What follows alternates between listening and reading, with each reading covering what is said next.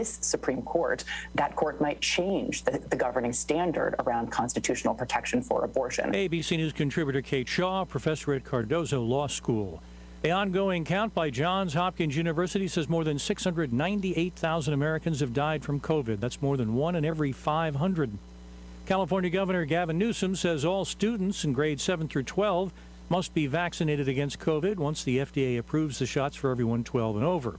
The Supreme Court says New York City's vaccine mandate for public school employees makes the grade. Come Monday, every adult in a New York City public school will be vaccinated. A handful of teachers asked the Supreme Court to halt the mandate, but Justice Sonia Sotomayor denied it. Attorneys for those teachers called the decision disappointing and harmful to students since they said the teachers that our kids are so fond of will no longer be in the classroom. But the city said 93% of teachers are vaccinated. Several thousand substitutes are on standby to fill vacancies. ABC's Aaron Katursky. An optimistic start to October on Wall Street. The Dow closed up more than 400 points.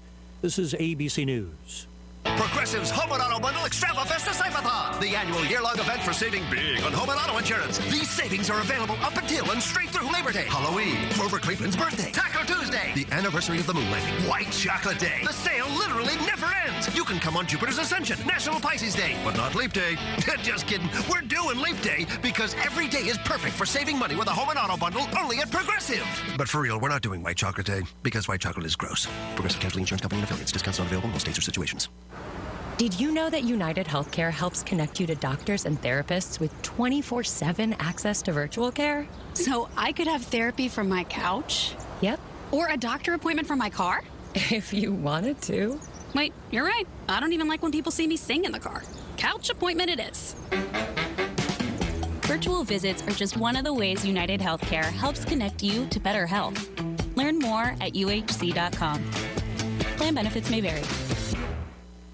Let the buyer beware on e-commerce sites. ABC's Jim Ryan with that. One of the more prevalent scams in virtual marketplaces involves people posing as buyers and demanding that sellers provide a phone number and then a code to prove their identities. If you verify a code, you're basically giving them ownership of that phone number. Mayank Gupta is co-founder of Dispute, a company that helps victims to navigate small claims court to recoup money lost to scammers. Filing that court case, in most cases when the other person knows that they're in the wrong, they will come around to it. Jim Ryan, ABC News. A unique way to boost vaccination rates. The Swiss government offering citizens who persuade their friends to get a COVID-19 shot, a free restaurant meal, or a cinema outing paid for by the state. The new program is aimed at boosting Switzerland's low vaccination rate. Switzerland has witnessed numerous anti-vaxxer protests, and 42% of its population has yet to be vaccinated, compared to 46% in the U.S. ABC's Inez de la Quatera.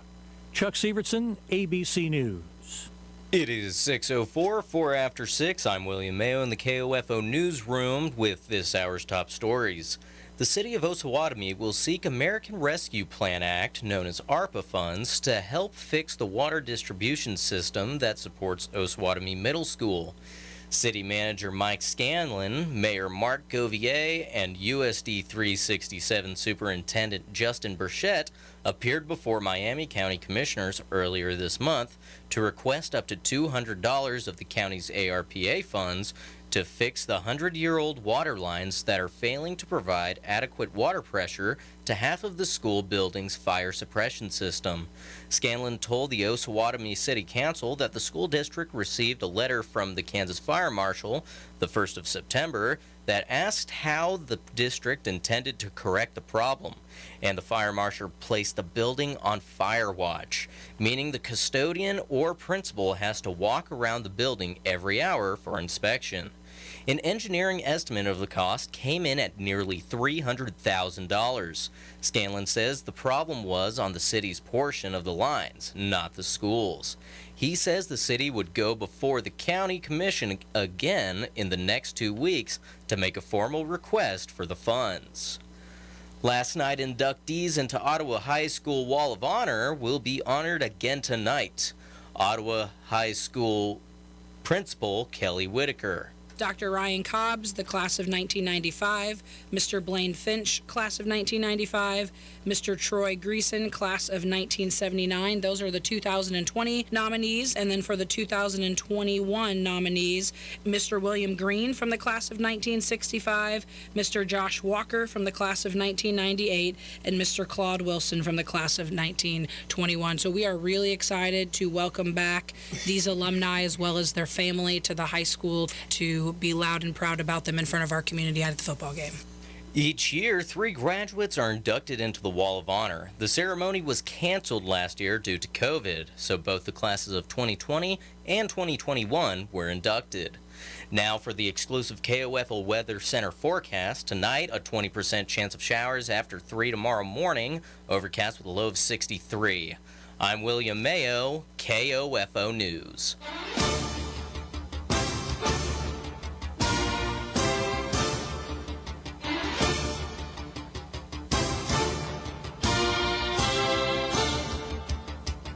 It's time now for Friday Night Lights on 1220 and 103.7 FM KOFO with your host, Yes! Bob Johnson. That boy is good. Good and terrible. Good night, everybody. Good evening to you all. Welcome into Friday Night Lights, your primer for this week in high school football in the KOFO listening area, as we are excited to bring you information about Week 5. Week 5. Wow. And it's October 1st. And then the next thing you know, there's going to be Christmas stuff out. Wait, what? There's Christmas stuff already in the stores? Okay, never mind about that one. Well, I guess Christmas stuff is already out, so we'll pass on that. We've skipped Halloween and Thanksgiving and just started that. So we might as well talk about some high school football here this evening. And we have a plethora. There's your big word of the day, a plethora of information to provide to you here this evening on Friday Night Lights. We'll check in with Casey Weeder here in about 13 minutes or so. He's filling in for Gary Bateman tonight with Ottawa High School Cyclone football. And we'll also hear from Luke Queen shortly after that. And then Casey Weeder, once we get done with Friday Night Lights, will take over the airwaves and bring you tonight's contest between the Bonner Springs Braves and the Ottawa High Cyclones. And we'll have Cyclone pregame roughly about 6:40-ish or so, maybe a little bit later. We'll confirm that. I'll pass that along to you. And then we'll have kickoff at 7. And it's Wall of Honor night, as you heard during KOFO News, celebrating a lot of wonderful people, wonderful Cyclones who have gone on to do great things. And so hopefully tonight the Cyclones can do great things on the football field. As the Cyclones back home at Steve Grogan Stadium, you're going to hear it here on the mothership on 103.7 FM KOFO, 1220 AM, and KOFO.com. Ottawa High's offense last week had their highest point output for the season. They put 20 points on the board. Unfortunately, Paola stuck 55 on the board. Bonner Springs lost their second straight game last week to Spring Hill, but then again, who hasn't been beat by Spring Hill so far this year? As the Broncos beat the Braves 54-6. Ouch. Those 6 points were the lowest total scored by the Braves offense so far this season. Cyclones, in their 3 losses on the year, the defense has given up 54 or more points in those 3 losses. The Bonner Springs Braves defense has given up 41 or more points in their 3 losses. What does that mean? No, it does not mean chicken nuggets, unfortunately. But whichever team's defense is able to make stops this evening, more than likely, that one's going to be the victor, as both teams have given up a ton of points so far on the season. Cyclones have dropped their last 3 to Bonner Springs, and they look to pick up their second win on the season. Both these teams, Bonner Springs and Ottawa, 1-3. So somebody's going to pick up win number 2 and just be a game under 500, which would be huge for the Cyclones. And all kidding aside, just building some positivity and building that program and finding anything to build a firm foundation with new coaching and such, that would be huge right now, especially at this part of the season. As we mentioned, Casey Weeder, he's going to be behind the mic tonight, filling in for Gary Bateman, and we'll have pregame a little bit later on this evening. You'll hear kickoff at 7, and again right here on 1220 and 103.7 FM KOFO and KOFO.com. Over on KOFO.com, exclusively on KOFO.com, is the KOFO High School Football Game of the Week. And it features what could be a fantastic matchup between the Eureka Tornadoes and the Wellsville Eagles this evening. The Eagles have won 4 in a row. They won last week 50-6 over Jayhawk Lynn. And in the last 3 games, Wellsville has outscored their competition 147-20. Yeah, that's right. That's an awful lot of points to not very much in the last 3 games. Eureka picked up their first loss of the season last week. They fell to Humboldt 30-14. Eureka has shut out their opponents in 2 of their 3 wins this season. So that's a pretty impressive stat in itself. So 2 of those 3 wins, the defense, clean sheet, everybody, clean sheet. Last year saw Wellsville beat the Tornadoes 25-6.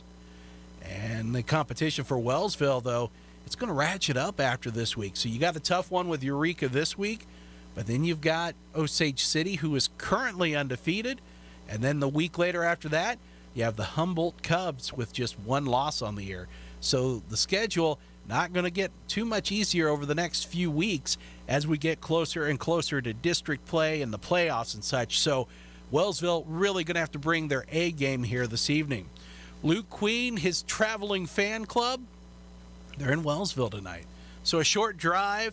It'll be great. They'll be able to get half-price appetizers after the game and celebrate.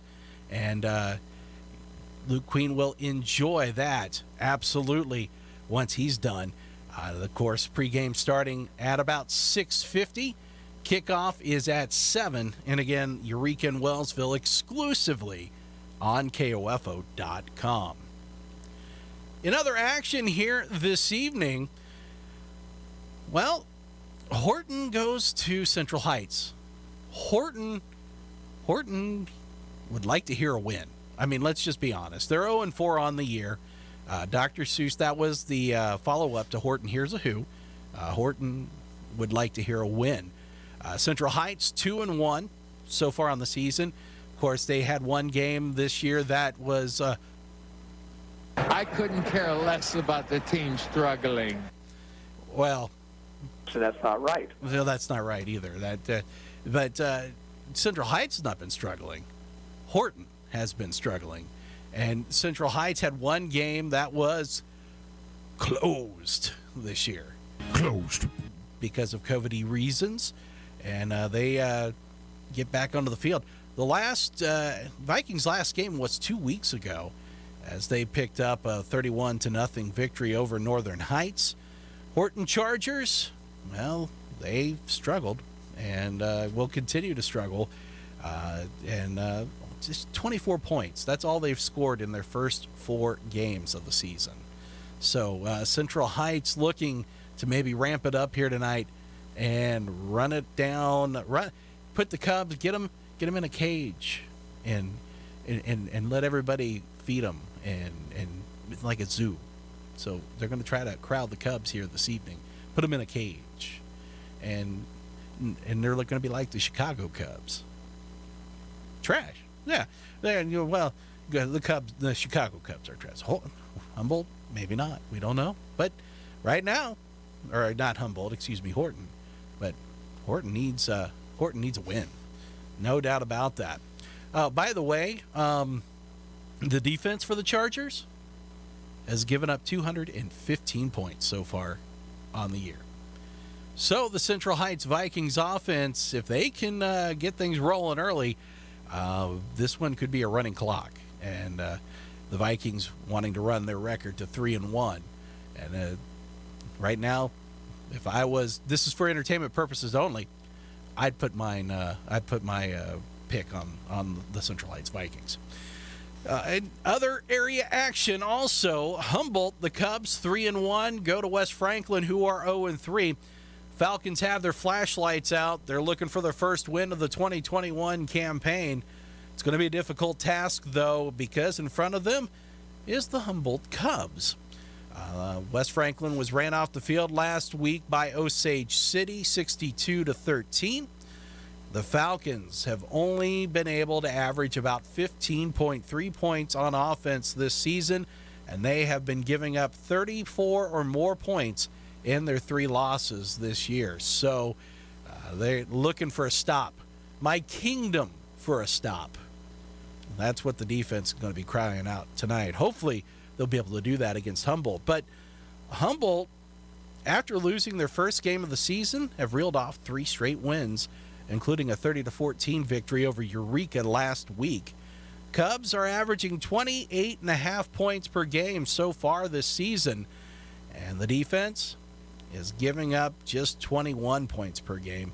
The Falcons do have an opportunity to try to get right on the offensive side of the ball tonight, but can they get that offense going against a defense who is giving up 3 touchdowns a game? We'll find out. Falcons, though, strangely enough, won this one a year ago. They beat Humboldt 41-20. So there is something to look forward to with that one. And we'll have updates on scores throughout the ball games tonight, and we will also put them on our scores page at KOFO.com. If you go to the sports link at the top, and then go and look at the sports scores page, we'll have tonight's action. We'll get scores on there once they become final. And if you're going to be at a game, give us a call, 242-1220, 785 area code, and give us finals as they become. As games go final, give us a call if you're there, and pass that information on to us. One other game we'll want to read off to you here tonight is 3-1 Wamego at 2-2 Paola. And after dropping 2 straight, the Panthers got back on track last week with the 55-20 dismantling of the Ottawa High Cyclones. The Panthers have faced some stiff competition so far this evening, and now they take on a Wamego squad who have won their last 3 games in a row. The only loss for Wamego, a Week 1 overtime loss to Concordia. In Paola's 2 wins of the season, Panthers have scored 41 or more points. In their 2 losses, they were only able to tally 14 or fewer points. So this one's going to be about Paola's offense, if they can get things going, and if the defense can make some stops. Wamego's lowest point total for the season, 28 points. That was in Week 2. So they are scoring 28 plus every ball game so far. Otherwise, in the other 3 games, 41 or more. So the Paola defense really will have their work cut out for them here this evening. We've got a whole list of other games we're going to get to here just a little bit later on. But we will take our first break of the evening here on Friday Night Lights. When we come back, we're going to catch up with Casey Weeder at Steve Grogan Stadium for Wall of Honor night. Luke Queen, who's in Wellsville for the KOFO High School Football Game of the Week. And don't forget, 10 o'clock tonight, the Kansas High School Scoreboard Show. Eric Peterson grabs the mic firmly, yet gently, and tells you all about tonight's action that's gone on in the state of Kansas, with a recap from all the broadcasters, giving you soliloquy, if you will, and telling you all the action that's going on. First break of the night, though. We'll come back. We'll catch up with Casey Weeder and Luke Queen. You're listening to Friday Night Lights on the Mothership 1220 at 103.7 FM KOFO and KOFO.com. Did you get all the stimulus money for you and your family? Do you have children and didn't know you could receive monthly child tax credit payments? You can claim your monthly child tax credit payments and missing stimulus payments, even even if you don't file a traditional tax return. Visit ssa.gov/EIP to learn how you can apply online. Get the money your family deserves. Visit ssa.gov/EIP. Produced at U.S. taxpayer expense. Sponsored by SSA. Susan, it's so great to finally be able to get together again. Oh, it sure is. And I really appreciate you picking up the bill. I'm happy to. I've got the extra cash. Since we've all been driving so much more again, I've been using Get Upside, the free gas app that pays you cash back for every gallon of gas you buy. Wait a minute. Are you saying you actually get paid cash when you buy gas with the Get Upside app? Yes, up to 25 cents a gallon. Cash back every time I buy gas. Does that actually add up to anything? Some months I make $200 to $300. Wow, that's serious extra cash. I'm downloading the free Get Upside app now. Download the free Get Upside app now in the App Store or Google Play to save up to 25 cents a gallon when you buy gas. Use promo code GREAT for a 25 cents a gallon bonus on your first tank. That's up to 50 cents a gallon on your next fill-up. You can cash out anytime to PayPal or an e-gift card for Amazon and other brands. Just download the free Get Upside app and use promo code GREAT for a 25 cents a gallon bonus on your first tank. That's code GREAT. Panera believes in saying yes. Yes to clean, fresh ingredients. Yes to the new chicken sausage and pepperoni flatbread topped with rich mozzarella. Yes to delicious mac and cheese. Yes to putting it on a sandwich, creating the grilled mac and cheese sandwich. And yes to impromptu road trips to Sandwich, Illinois. Because that's living life to the flavor fullest. Get $1 delivery when you order on our app. Panera. Live your yes. Pricing and product availability may vary. Visit PaneraBread.com. Did you miss your front row seat at Arrowhead last season? Not this year. KOFO and Furniture Loft are sending you back to Arrowhead to watch the most exciting team in football, your Kansas City Chiefs. You and a friend in front row seats to watch the Chiefs. Just stop by Furniture Loft on Market Street in Osage City or Emporia on West US 50 and register once per visit. Only one win per season. No purchase necessary. Must be 18 to win. The next ticket giveaway is for the Chiefs versus the Bills October 10th. Winner announced October 7th. During the Brad Howard Early Morning Show. What is radon? Home exposure to radon gas is the leading cause of lung cancer death in the United States for non-smokers. In Kansas, 1 in 4 homes will test at or above the EPA action level. The Surgeon General recommends all homes be tested and fixed if necessary. To test your home, check with your local agricultural extension office for an inexpensive home test kits or find a certified professional, per Kansas state law, to test during a real estate transaction. Consider building radon resistant for your new home. Call 1-800-693-5343 or visit kansasradonprogram.org for more information. Test, fix, save a life. This message brought to you by the Kansas Radon Program, the Kansas Association of Broadcasters, and this station.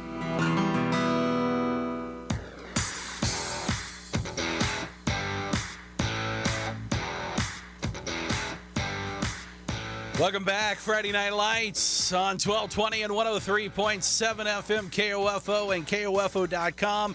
I have broke out the radio voice for this evening because that's what I do on Friday nights. Saturdays, well, we try, but sometimes the radio voice isn't there because all the effort goes into Friday night. No, I'm kidding. I give a lot of effort on Saturday, too. It's just, unfortunately, I'm awful. That's really what it comes down to. But speaking about someone who is not awful, who is absolutely not awful, coming out of the bullpen. No, it's not Rick Vaughn. It's not Wild Thing Rick Vaughn. It is the baddest man from the Badlands of Texas, the greatest young voice on KOFO right now. It is Casey Weeder filling in for Gary Bateman. Casey, welcome to Friday Night Lights. Bob, this is it's been a long time coming, I think, for me. It's been a while. It's been about 9 years since I've called a high school game. I was a student at OU the last time. It was Linden and Riverside in the playoffs, and big shoes to fill in place of Gary Bateman tonight as the Cyclones get ready to battle the Braves from Bonner Springs. Well, I'm just happy to be working with you again here this evening because, I mean, let's face it, we haven't been able to do a lot with football here in the last couple of seasons, you and I, and I'm just happy to be able to to be able to talk with you this evening about this sport we love. Oh, we love this sport, Bob. This is you get to play on Saturday afternoons, and then when you finally get to come out to a high school game like tonight, it brings back a lot of memories for me as a player. Haven't been out to a whole lot of high school games since I graduated, so this atmosphere already building as the Cyclones and Braves battle here at OHS, and it's kind of scary the similarities right between these two teams. Both teams, their one win has been on the road. Ottawa looking for their first home victory as they've only scored 7 points on the year in this stadium over 2 games. So big opportunity as we've heard from Walt Alexander and his interviews in the Herald this week about putting together 4 quarters, not beating themselves up, not turning the football over. And they put a scare into Paola last week. There's no doubt about that. And that's really a good point. It's their best offensive performance of the season so far, and they're going to need that here tonight against this Bonner Springs team. I think what's really this is going to be about defenses. Which one is going to be able to make stops? Cyclones defense has given up 54 or more points in their 3 losses. Bonner Springs has given up 41 or more points in their 3 losses. So I think really it's going to come down to that defensive side of the ball tonight. Well, I agree, and it's because of the fact of the offensive weapons, right? I mean, Jay Smith for Bonner comes in averaging 105 rushing yards per game, 112 through the air. He's averaging almost 3 touchdowns per game right now. He is the do-it-all. They're going to run some read option out of the spread, some RPOs for him. My biggest concern for the Ottawa defense tonight has got to be the upperclassmen on this Bonner Springs squad. And you knew, Bob, I was going to find an OU link tonight, and it's going to be in the receiving core for Bonner Springs. It starts with Alex Ameo, the younger brother of Michael Ameo. So I was going to find that OU connection, Bob, as I always do. So he's averaging over 20 yards per reception, big plays. Ottawa can't get caught just paying attention, to the running ability of Smith. They've got to continue to keep everything in front of them on their corners and safeties, and the size disadvantage there as well at corner. So you got to make plays when they're in front of you and prevent the big play tonight and make Bonner Springs go 8, 9, 10, 11 plays. And that is that's a huge key in itself. But I think also what you talked about earlier with turnovers, that is definitely going to be a big one because Ottawa's had some troubles with the turnovers so far this year. Well, yeah, and I think that just kind of gets expanded when you play on the road, right? It flips the momentum, and a lot of those turnovers happened deep in their own territory last week, so they've got to find a way to take care of the football, and I think they might have found themselves a star in Zion Woodley in the backfield. Last week, the Crown Realty Player of the Week, 18 rushes, 105 yards, and a touchdown. He goes 5'10", 210 pounds, and almost as big as some of the offensive linemen in front of him. And they've got to get into situations where they can get McCullough into 3rd and short, so at least they can force defenses to look for the pass, right? So, setting up 1st and 2nd down, running the football, getting yourself in 3rd and manageable, and not forcing McCullough to try and throw it 10, 15, 20 yards down the field on 3rd down. So for me, it's can you get yourself into 3rd and short and allow Woodley to kind of dictate this game and shorten, the amount of possessions you give to Bonner Springs. And that itself is, I think, for the Cyclones' offense, if they can run some clock, they can get something going early and often, and start quickly. That's going to certainly go bode well for momentum. And I think right now for such a young team, that's what they need is momentum. Well, they do. And last week, going on the road to Paola, perennial in this state, scoring on your first drive of the game to go up 7-0. Then you score, the first touchdown of the 3rd quarter, and you put a little bit of doubt in Paola. You got it to 28-20 early in the 3rd quarter, and then the wheels kind of came off. And with a young team, that's going to happen. But what was one of the main, you look at that game, another positive is that you played a lot of younger players because of players that were out due to COVID-19 last week. So you had some sophomores and younger juniors that got some playing time that probably wouldn't have against the Paola team. And you had to play 4 quarters, so it wasn't like you were going up against Paola's 2nd and 3rd string in that game. I mean, they had to fight against Ottawa for 4 quarters, and I think this one's going to come down to the 4th quarter. I really don't see this one becoming a blowout at any point tonight. I could be wrong, but looking at statistics-wise, the crazy comparisons of, points per game, points given up defensively, looking at the fact that neither of these teams has won a game at home this year. And it's a big night, for, the Wall of Honor as well for Ottawa High School. You're going to have a huge crowd tonight. Some really great things happening, for OHS, and we're looking forward to recognizing those individuals, and I think, recognizing the 2020 class and the 2021 class. This is definitely, for Coach Alexander, a huge opportunity to continue to set, new heights for his young program, and continue to make that maturation to being a competitor in this conference. Casey, what time are you going to take the air tonight? Whenever Larson sends it to me, Bob. Whenever he's ready. Oh, what's up? No, bring it to me as soon as we're ready for kickoff. It's beautiful night, 79 degrees. We're looking at a little chance of rain, but overall no wind. It's under 10 miles an hour, so perfect for kickers, and that's my main concern, Bob. As you know, I always gotta make sure the kickers are taken care of. So I think it's going to be a great night, and the field position for me is going to be the main key.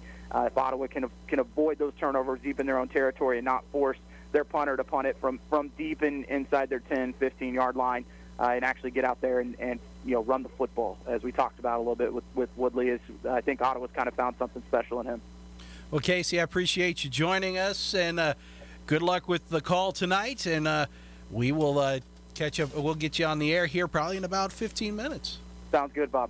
All right, so Casey Weeder at Steve Grogan Stadium giving you what's going to be going on with the Ottawa High game, which will be here on the Mothership on 1220 and 103.7 FM KOFO and KOFO.com. Now, we bring on the man with the traveling fan club. There are signs, there are confetti, there is streamers being thrown. You think this is all Japan Pro Wrestling in 1982 with the way the streamers are being thrown right now. The celebration that is that Luke Queen is back in Wellsville. His traveling fan club is there, slapping high fives, giving hugs, chest bumping. Yeah, I know it's COVID, but you still got to do it when Luke Queen's in town. Luke, welcome to Friday Night Lights. Thanks for joining us. Good evening, Bob. How are you? We are fantastic. And this is going to be a fun matchup here. You've got Eureka at 3-1, Wellsville at 4-0, and you've got two teams that have been moving in the right direction. And for Wellsville, I think this is a huge ball game because their schedule does not ease up from here after this one. No, this is, they're into district play now. Had Jayhawk last week, which, a little bit of the smaller size, just isn't up to the caliber that Wellsville is right now. Eureka, a little bit more, has been stronger each of the last 2 years. But, you go back and look at what happened last year when they went down there. A little bit of a delay as the game was actually moved to a Tuesday night because of COVID, and Eureka undefeated at the time. Wellsville had yet to win, and Wellsville went down to Eureka and really actually just dominated that football game from start to finish. It came out away with a win that night, and Eureka looking to maybe come back with a little revenge here this evening. Wellsville has outscored their competition in the last 3 games, 147-20. What has been the key for the Eagles' success, both offensively and defensively? Well, defensively, and it's a pattern I've seen. The group that they have right here, that they that have been around for a couple years, the guys that are coming back, and the leaders they have. It's very rare that one Wellsville defender is involved in a tackle. They fly to the football.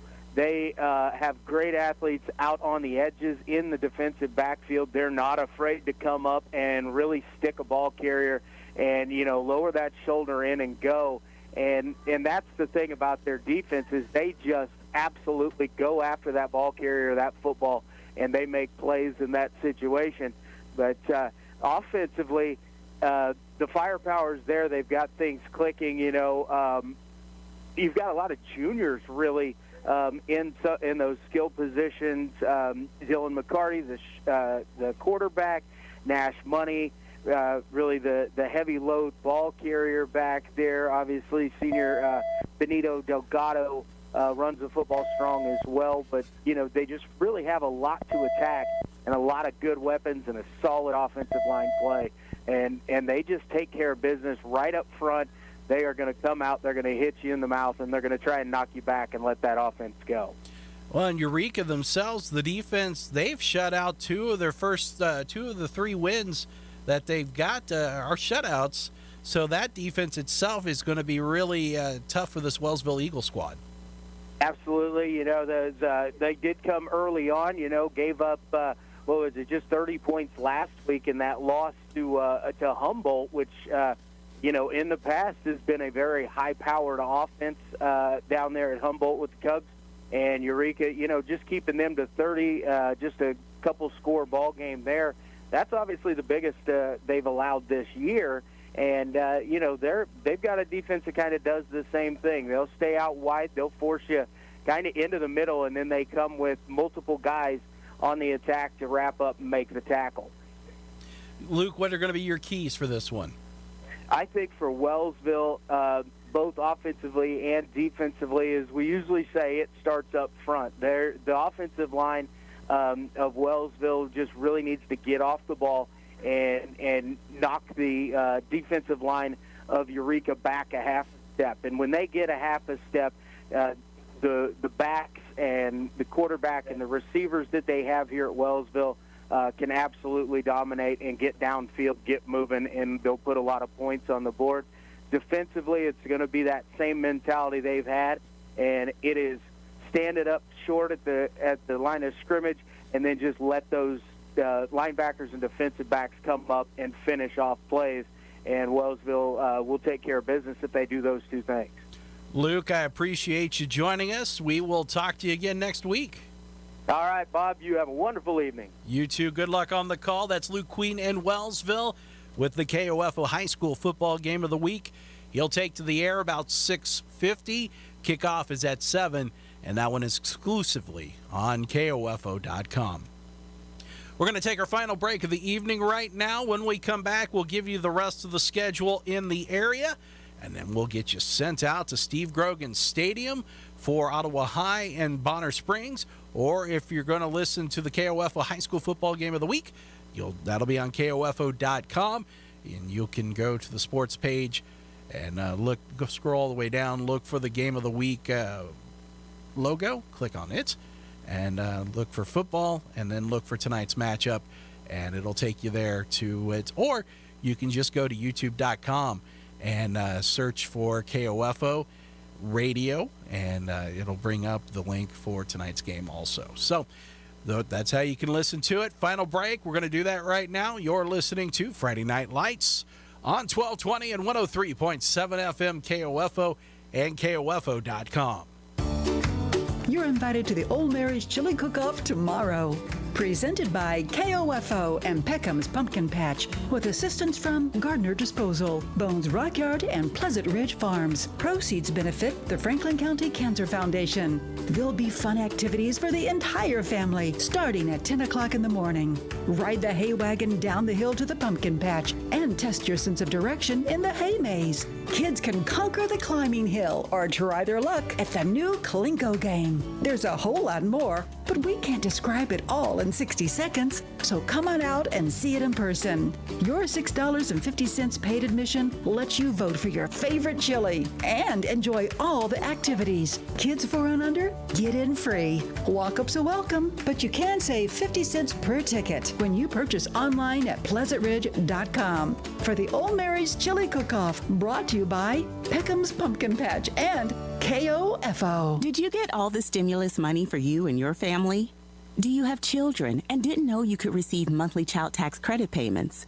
You can claim your monthly child tax credit payments and missing stimulus payments, even if you don't file a traditional tax return. Visit ssa.gov/EIP to learn how you can apply online. Get the money your family deserves. Visit ssa.gov/EIP. Produced at U.S. taxpayer expense. Sponsored by SSA. Panera believes in saying yes. Yes to clean, fresh ingredients. Yes to the new chicken sausage and pepperoni flatbread topped with rich mozzarella. Yes to delicious mac and cheese. Yes to putting it on a sandwich, creating the grilled mac and cheese sandwich. And yes to impromptu road trips to Sandwich, Illinois. Because that's living life to the flavor fullest. Get $1 delivery when you order on our app. Panera. Live your yes. Pricing and product availability may vary. Visit PaneraBread.com. Join KOFO for the Kent Kessinger Show, our weekly chat with the OU Braves head football coach every Tuesday night at 7:06, live from Primetime Grill in South Ottawa. Bob Johnson is your host with Coach Kessinger. It's food, fun, and football on the Kent Kessinger Show, Tuesday nights on KOFO. When you have an emergency, who do you call? 911. What do you do if you're unable to speak during your emergency? You text to 911. Franklin County Emergency Communications Center has recently added text to 911 technology as part of the new 911 phone system. Cell phone users can use their phone messaging system to text 911 to contact local dispatch. Phones must have a text or data plan in order to use this service, and phones in roaming mode, text apps, or apps messaging services cannot use this feature. It is important to note, dispatch is unable to determine your location while using this service, so always know your location and include that in your initial text. Remember, if you're able to place a voice call, we're able to help you more quickly. But in the event you are unable to speak, text to 911 will still allow us to get the information we need.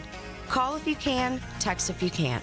For more information, go to kansas911.org or 911.gov. This message has been brought to you by the Franklin County Emergency Communications Center and KOFO.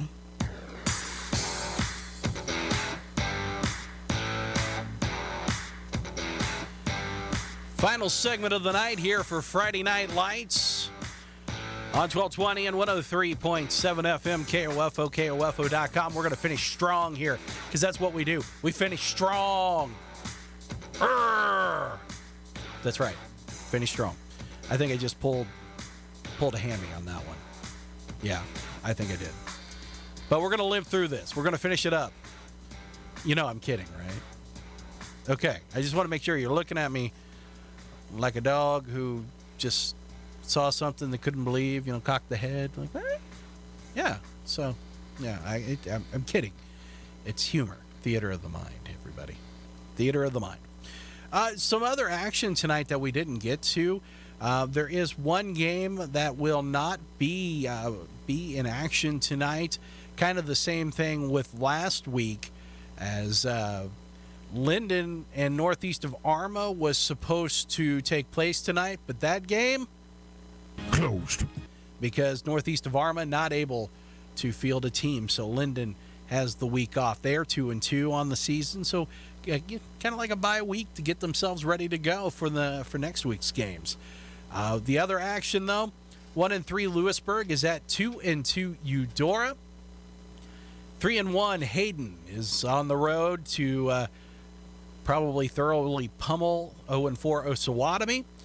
Spring Hill, perfect 4-0 on the year. They're at DeSoto, who is at 2-1.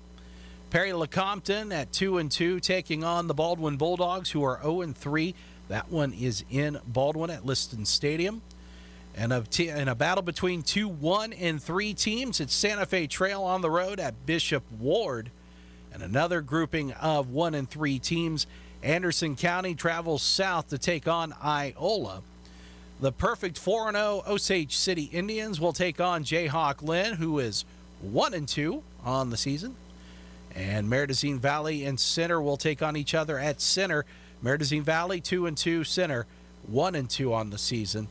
And then Waverly 2-1 taking on the 2-2 Crest Lancers in Colony. So that's the rest of the action going on this evening in the area for high school football. Reminder, if you're at any of these games, when they finish up, give us a call, 785-242-1220. Pass along a final score, if you will. We'll have those scores on the KOFO scores page. We'll have wrap-ups tomorrow morning on KOFO News. We'll also have wrap-ups at 10 o'clock tonight on the Kansas High School Scoreboard Show with Eric Peterson. And we'll also have the scores on KOFO.com on the scores page. So that's going to wrap it up for us for this Friday night. We're going to send it out to Steve Grogan Stadium and Casey Weeder as he brings you Bonner Springs at Ottawa High. Thanks for listening to Friday Night Lights.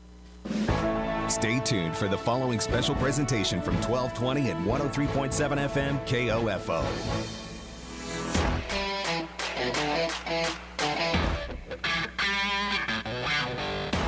KOFO, your sports source for East Central Kansas, welcomes you to this exclusive broadcast of Ottawa Cyclone football on 103.7 FM, 1220, and online at KOFO.com. Brought to you by Advent Health Ottawa, CarStar, Kansas State Bank, Quality Structures, and by Sutton's Jewelry, the Ottawa Herald, Dingle & Son Mortuary, and Kramer Pharmacy. Ottawa Cyclone football on KOFO is also brought to you by Adamson Brothers Heating and Cooling, Ottawa University, Lamb Roberts Price Funeral Home, Arvest Bank, and by State Farm Insurance Agent Keith King, Ottawa High School, Ottawa Chiropractic Clinic, and the City of Ottawa. Now, with your Cyclone football pregame show, we head to the field and join KOFO's Casey Weeder. Hello, everyone, and welcome to Steve Grogan Stadium on the campus of Ottawa High School in Ottawa, Kansas. We get set for Ottawa Cyclone football as they play host to the Bonner Springs Braves. Ottawa at 1-3, the Braves at 1-3. Both these teams have not won at home this year. Ottawa searching for that first win. Bonner Springs has won one of their games on the road as they sit at 1-2. So an opportunity for the Cyclones to continue to improve. Coming off the heels of a loss last week to Paola. That was a final score of 55-20, but some major positives as Tyon Wooden went for over 100 yards and a touchdown on the ground. And Ottawa was down just 8 points early on in the third quarter, down just 28-20 before Paola kind of took over the next quarter and a half. As currently out on the field, middle school band and the high school band playing together. Middle school band has exited. We're just about 15 minutes until kickoff, and as the Cyclones looking to, as I mentioned, bounce back off that loss to Paola. And you look at the 4A outlook at this point, there's only 4 teams with a winning record at the top of those standings. So after Piper, Atchison, Chanute, and Baser, who's now the lone remaining 4A on the east side, undefeated, there's a lot of opportunities for Ottawa to move up in the standings as we head towards playoff time here over the next few weeks. But we'll go ahead and take a break here on the pregame show as we get set for Ottawa and Bonner Springs. You've been listening to Ottawa Cyclones football on 1220 and 103.7 FM KOFO. Whether you're getting a jump start on school shopping or looking for a new style to be adventurous with, we've got you covered with the latest Vera Bradley designs at Sutton's Jewelry. Hi, this is Lindsay Sutton, reminding you that Vera Bradley is the leading designer of women's handbags, luggage and travel items, fashion and home accessories, and unique gifts. When you see a Vera Bradley design, you know you're getting the latest, hottest, and most desired fashion accessory out there. And we've got them at Sutton's Jewelry, 213 South Main in downtown Ottawa. You've got it made at Sutton's Jewelry. You can just about hear that cold Kansas winter wind blowing, and you're going to want to make sure your heater is working this winter. The best way to do that is call the pros at Adamson Brothers at 785-242-9273. Adamson Brothers Heating and Cooling, maintaining your comfort for over 30 years. This is Walt Dangle of Dangle & Son Mortuary. Life goes on, and that means you prepare for the worst and hope for the best. You also should consider preparing for the inevitable. We can help with that. This is Dangle & Son Mortuary, setting the standard for funeral service. Today's job market is full of demand for skilled trade workers. Electricians, welders, mechanics, these and other trades are the backbone of every community. They're also a huge part in making sure the Army National Guard is always fulfilling its mission of service to our country and communities. Soldiers train to keep the power flowing, engines running, and supplies moving. The skilled trades these soldiers perform are the same ones needed in today's civilian workforce. Army National Guard soldiers are on the fast track to learning skills that can set them up for success at home with companies looking to hire the best. With options from plumber to helicopter mechanic and everything in between, soldiers are able to select the trades that best fit their lives. Their resumes are being built through their paid training and part-time service. Find out how you too can learn a trade profession and serve your community and country by visiting NationalGuard.com.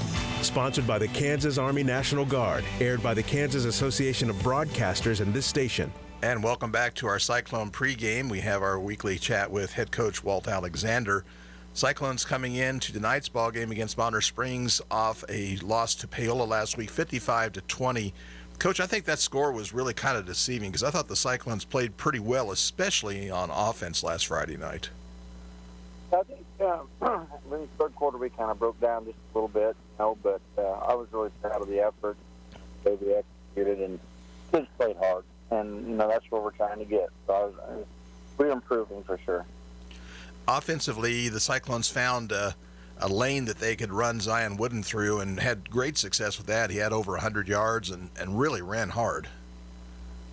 Yeah, we've been trying to get him to get downhill and run more, a little bit what we call just run angry, and he did that. And our offensive line just came off the ball better, too. So combination of all the kids just playing harder. But, yeah, Zion is getting downhill a lot harder, and I hope he can do that. One thing I imagine you're a little bit concerned about is, the Cyclones would score and cut the lead down to 1 or 2 scores, and then Paola came right back and came back quick, and I know you don't like to see something like that.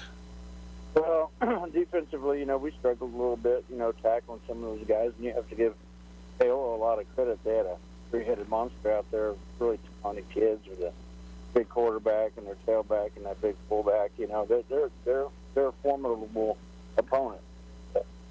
Our kids didn't tackle extremely well, and that's something we need to improve on.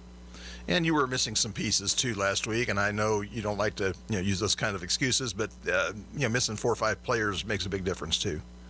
It did, especially special teams. Some of the guys that were out were our special teams guys, and that really hurts you. And so I had big Adam Dorn at the last minute, couldn't play, and up front and on defense, he's a good kid. So, yeah, we missed some kids, but, the other kids stepped up, and we played some sophomores that had never even thought they were going to get in the game. So it was good for them to get out there and get some experience, too. So it'll help us in the long run.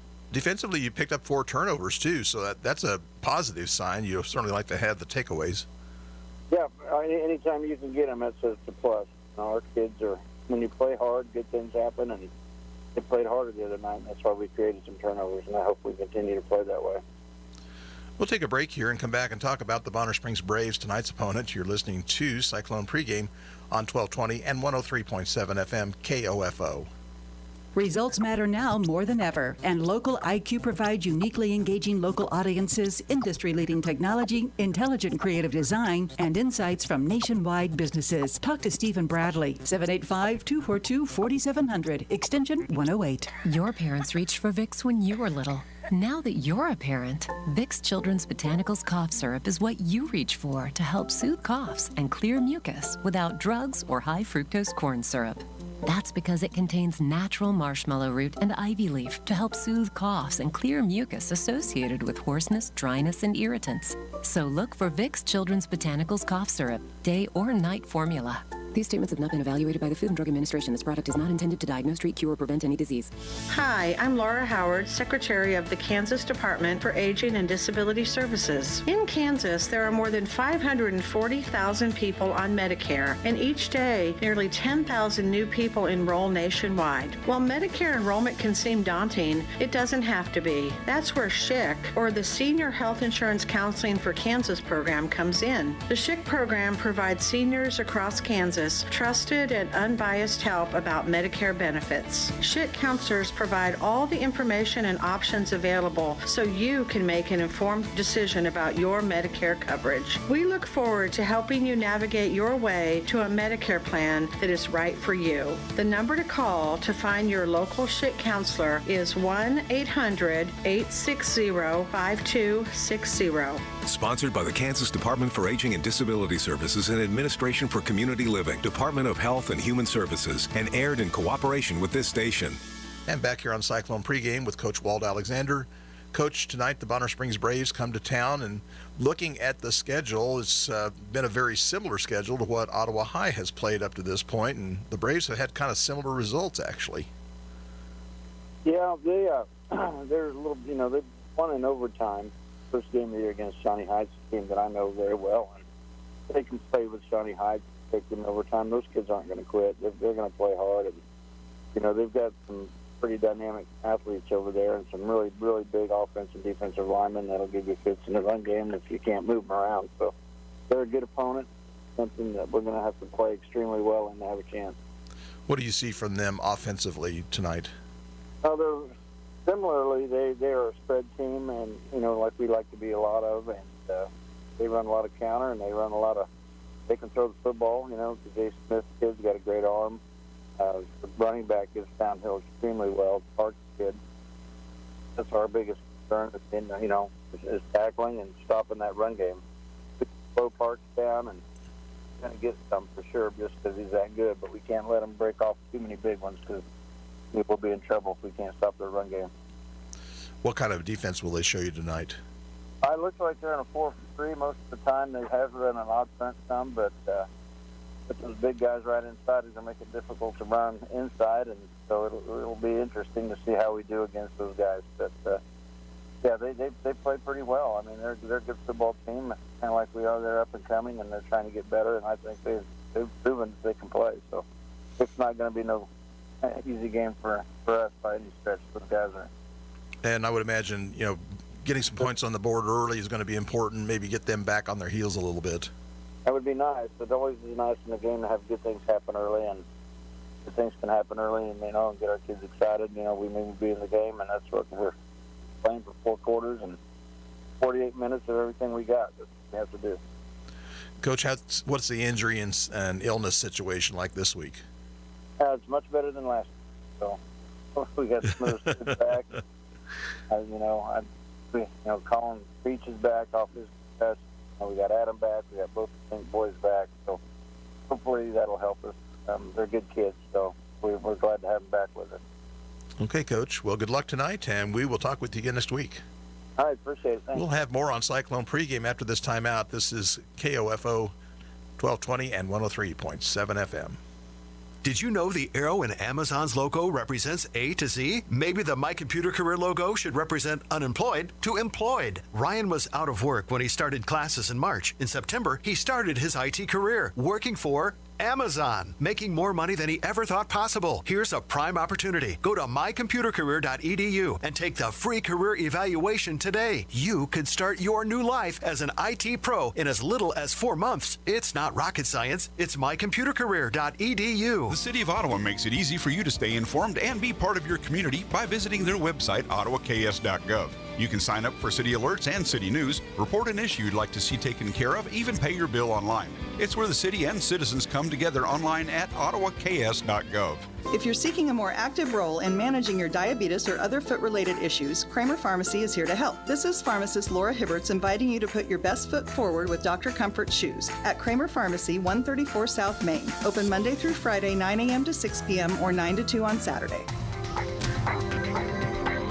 What3words.com is part of a new mapping system that the Franklin County Emergency Communications Center can use to determine your location. This system divides the entire surface of the Earth into a grid of 3-meter squares. Each square is assigned a unique sequence of 3 words that will never change. These words can be provided to emergency personnel to direct them to your exact location. Suppose you're in a large public area such as a hiking park or stadium. An address might give the 911 dispatcher a general idea of where to find you, but What3words.com narrows that general idea to a precise spot. You can utilize this service online at what3words.com. That's what3words.com, or download the app for immediate access. The Franklin County Emergency Communications Center encourages parents to add the app to their child's phone and instruct them in how to use it. As always, if you have questions, the Franklin County Emergency Communications Center is here to help. This message is brought to you by the Franklin County Emergency Communications Center and KOFO. Sports, information, and entertainment in East Central Kansas. KOFO K279CS Ottawa, where keeping you informed comes first. Welcome back to Steve Grogan Stadium as it is Wall of Fame night here at OHS as the captains have gone in for the coin toss. As your captains tonight for Ottawa, Reese Vogel, joined by Wyatt Sink, Tiernan Reed-Cox, and Noah McCullough. For Bonner Springs captain James Andrzejewski, as he is alongside Aiden Wilson, Jay Smith, Brandon Andrew, and Antonio Caballero. So Ottawa looks like they're going to receive the football, and my weather prediction or, forecast for tonight was completely shot about 3 minutes ago as we got a really strong downpour for about 5 minutes. Temperature was sitting at around 80 degrees, humidity at 67%. But since that happened, temperature has dropped by almost 6 degrees. We're down near 75, and the wind is completely gone. We had a good 20 to 25-mile-an-hour wind during that time period as a little cell kind of popped up on top of us, no lightning. So we are kicking this off right at 7 o'clock as Ottawa will receive the football to get us started as both teams come in at 1-3. Huge game in the Frontier League standings, as both of these teams are at the bottom. Bonner Springs' one win was not in league play, as they sit at 0-3. Ottawa 1-3, tied with Lewisburg. Baldwin at 0-2. Eudora 2-2. Paola 2-2. Tonganoxie 2-1. Piper at 3-0 in league play, 3-1 overall, and then Spring Hill 4-0, 4-0 overall. They've got a huge matchup tonight against DeSoto, as kicking it off for Bonner Springs is going to be number 17, Hayden Hernandez. And back to return for Ottawa will be Tiernan Reed Cox, as Bonner Springs white jerseys, white pants, orange numbers. If you could picture Ohio State in white and orange, that is it. They've got the multicolored stripes on the side, and then the black helmet, Ottawa red jersey, gray pants, red helmet. As that one kicked near the sidelines at the 25, it's fielded. Sink will return it. He'll get across the 30 to the 33, 34, still draggling tacklers into the to the 36-yard line. Great field position to start for the Cyclones and their quarterback, Noah McCullough. So Ottawa starts at their own 36-yard line.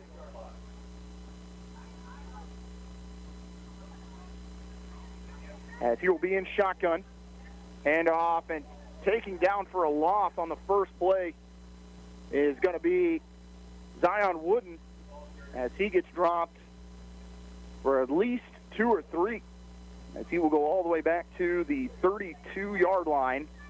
So a loss of 4 on the play. They end up giving him just a loss of 3. And McCullough keeps it this time, has some space. Now goes back up the middle, near the 50, to the 45, 40. McCullough to the 30, 25, 20, 15, 10, 5, touchdown. And Bonner Springs just selling out on the handoff to Wooden, and McCullough decides he wants to take it the distance on the 67-yard touchdown run. And what a start for OHS. So just 2 plays and 67 yards for McCullough. And just ran the read option to perfection as the backside defensive end completely lost contain, and McCullough did the rest. Extra point is up, and it is no good. So with 11 minutes and 15 seconds remaining in the first quarter, Ottawa 6, Bonner Springs nothing. We'll take a break. You're listening to OHS Football on 1220 and 103.7 FM KOFO. At a time of loss, you're already dealing with grief. The cost of a funeral service shouldn't add to it. This is Eric Price, funeral director and owner of Lamb Roberts Price Funeral Homes, providing affordable services for everyone. Find out more by visiting lamb-roberts.com. Quality Structures is helping you build the rural American dream today. No more some days. Whether you're wanting a garage for your toys, a riding arena for your horses, or storage for your equipment, Quality Structures is there. Visit Quality Structures in Richmond or online at qualitystructures.com. Ottawa High School is proud to partner with Kansas State Bank to sponsor the Ottawa High Student of the Week. Those recognized are chosen by Ottawa High staff for their outstanding performance in one or more areas, including academic achievement, student leadership, athletic performance, community outreach, school spirit, and overall modeling of positive behavior at Ottawa High School. The faculty and staff at Ottawa High are proud to have our community support the students in their chosen activities. Creating tomorrow's problem solvers today. That's Ottawa High School. Go Cyclones! Reese Fogle will kick off for OHS. Back deep for Bonner Springs will be Jacob Jones, along with Caleb Farmer. Ottawa 2 plays, 67 yards. On a 67-yard touchdown run from Noah McCullough on the second play of the game. As Fogle, who missed the extra point, will now kick off, and it's going to be an onside kick. No fair catch call. Ball's loose. It's on the ground, and Ottawa's got it. The onside kick that was headed towards Jason McConico fumbled as the surprise onside. We'll see who recovered it. I believe that's going to be Connor Hazen on the recovery, and OHS will start inside Bonner Springs territory at the Bonner Springs 43-yard line. With 11 minutes and 11 seconds to go first quarter. What a start for OHS. McCullough with Wooden next to him. And I believe Ottawa High's missing a player. They only have 10 on the play. They've got 10 on the play clock. And they are able to get someone on, and now a penalty and a false start. And that will be a 5-yard penalty on the Cyclones. I'll back them up 5 yards. But a perfect onside kick from Fogle. There was no fair catch called by the returner. And Ottawa able to scoop it up and trying to take advantage with fantastic field position, as this one will actually start. They'll be at the 48-yard line. Handoff is going to be kept, actually, by McCullough. He'll run the read, gets to the outside. He's got the space, 35-30, 25-20, 15, 10-5, touchdown. And Noah McCullough on the read option yet again, and it's 12-0 OHS.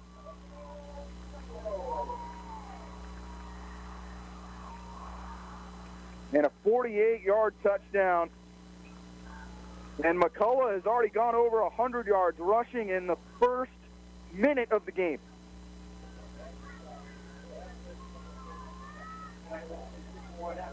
And Ottawa is going to kick the extra point. It'll be Fogle on to attempt it as the score sits at 12-0. Extra point is up, and it's good. With 11 minutes remaining in the first quarter, Ottawa leads Bonner Springs 12-0. You've been listening to Cyclone Football on 1220 at 103.7 FM KOFO. Sophia and Chris Garcia came to Arvest Bank looking to get a home loan. Let's hear what happens. Chris and Sophia, thanks for choosing me as your lender in the Arvest Home for Me app. And now... There's more paperwork to do. Nope, I got the info you sent through the app. And now... We wait to hear from someone at your main office. No, now you're pre-qualified and ready to find your new home. Wow. And I'll be with you every step of the way. That's... helpful. Very helpful. Home loans made easy. Arvest Bank, ready to help. Equal housing lender. 13-0 lead for the Cyclones, and we're just a minute into the game as Noah McCullough already with 2 touchdowns. We'll see if Ottawa goes back to that onside kick, and there really is a gap over here on this left side for the Braves, as they have now actually moved a player up into the kind of that gap. That onside kick we saw in the last drive landed it around the 50 and just died there. And Ottawa did a tremendous job of hopping on top of the football. Ottawa has run a total of 3 offensive plays. 2 of them have gone for touchdowns. So 66% heading to the end zone right now. What a start in the first minute, up 13-0. Fogle will kick off, can get right down the middle. Fair catch is called and caught at the 31-yard line, where Bonner Springs will have their first possession, but down by 13 with 10 minutes and 57 seconds remaining in the first quarter. They start at the 33, and our first look at Jay Smith averages over 200 yards of offense per game, 105 on the ground, 112 through the air. And he's got the pink arm sleeve on the left arm. And these offenses are going to look very familiar. Out of the shotgun, running back to his left. And Smith will take the snap, and they will run it up the middle, get a good chunk across the 40 to the 44, and drag down for a first down. And a big chunk yards there for Bonner Springs on first down. Bonner Springs trying to get back into it, down 13-0. And just a simple handoff right up the back of the center. They'll run the option right side with Smith. He has some room to the 50, to the 48, and he's wrapped up on the far side as he picks up 7 on first down. Out to the Ottawa 49. So they go ahead and say it's a 6-yard gain. 2 receivers to the right, 2 to the left for the Braves. Running back to the left. Handoff up the middle, and he's going to be stuffed as that handoff goes to Parks. Peyton Parks on the carry, and he has nowhere to go. As it'll be 3rd down and 5. I believe it's going to be a loss of 1 as he's dropped back. Now they're going to say remains at the 49. And it'll be third down for the Braves. As they say, third down and 4 from the Ottawa 49. 9 minutes and 40 seconds remaining first quarter. Smith with just going to be alone in the backfield as basically a fullback is parked to the left, 3 yards in front of him. They're going to run the reverse. Ball's loose on the ground at the 40, and they're going to actually get out of it. Running into this right side is going to be number 10, and he's going to be swallowed up. That's Andrew Juski. He's swallowed up around the Bonner Springs 40-yard line, and a huge loss there for the Braves. As that drops them well out of thinking about going forward here on fourth down as they go back to their own 40-yard line. And they are going to punt it away.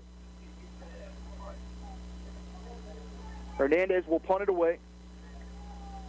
Back to return it for the Cyclones is Tiernan Reed-Cox. Punt is high. Hernandez does field it, and he'll punt it away. Cox back towards his 25, fields it at the 23, runs out to the left, has some room across the 30, 35, 40, 45, and pushed out of bounds on the Bonner Springs side around the 48-yard line, where Ottawa will start with 8 minutes and 35 seconds left, leading 13-0. And tremendous field position yet again. Ottawa has started at their own 36, the Bonner Springs 43, and now starting at their own 48. Noah McCullough with 2 rushing touchdowns, the first one of 67 yards, the second of 48 yards. First play of the game was a loss of 3 on a handoff to Wooden, and after that it's been the McCullough show. As he will take the handoff, play action, looking down the middle, has a receiver, open receiver, slips it around the 40, and would have had another 10 to 15. I believe that was Reed-Cox across the middle, incomplete.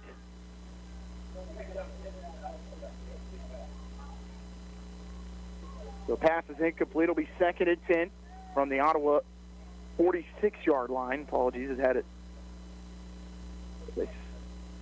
Second and 10 from the 46. McCullough, empty backfield with a tight end. 2 receivers to the right, 1 to the left. Receiver on the left in motion.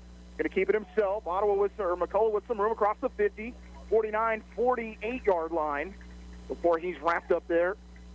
And a solid gain as he picks up, we'll call it 7 to make it 3rd and 3.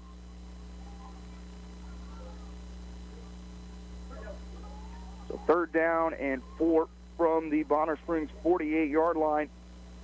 8 minutes and 5 seconds to go first quarter. Cyclones leading 13-0 on the march again. 2 running backs for McCullough. One to his left, one to his right. They're going to run up the middle, but McCullough actually, keeps it on the read, and probably one he wanted to put into the belly of his tailback, Wooden, as he's dropped for a loss of 4 on the play, and it's going to be 4th down for the Cyclones.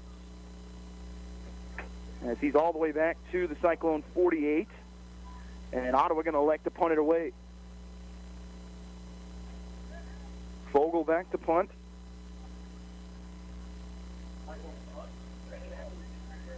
It'll be Andrews back to return it. First punt for Fogle, high snap, able to go and get it. Got to get off quickly, and does.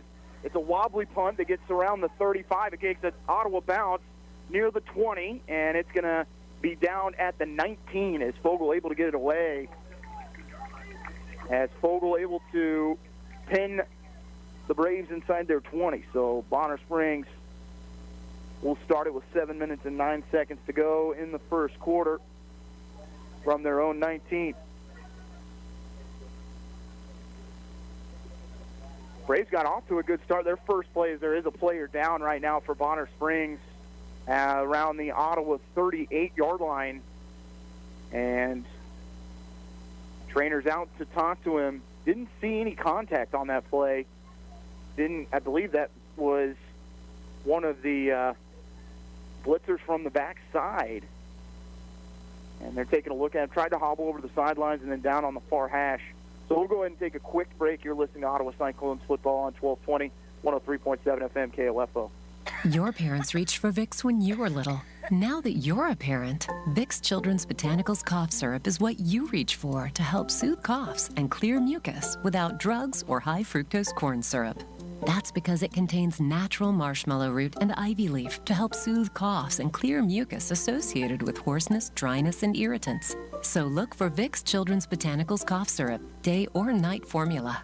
These statements have not been evaluated by the Food and Drug Administration. This product is not intended to diagnose, treat, cure, or prevent any disease. Malcolm Anthony, the injured player, down, able to walk off under his own power. It's 1st and 10 for Bonner Springs. They'll drop back, look past Smith, has a player open across the middle on a seam route as he was looking for his intended receiver, Alex Amayo. And it was Tiernan Reed-Cox on the coverage as it was incomplete. Led him just a little bit too much. Alex Amayo, that name might sound familiar for Ottawa University Braves fans, is the younger brother of Michael Amayo, Ottawa wide receiver, last played in 2020. 2nd down and 10, and keeping it himself is Smith, tries to bounce it outside, has a little bit of room, gets by a tackler for 5, 6, 7 yards as he falls out of bounds.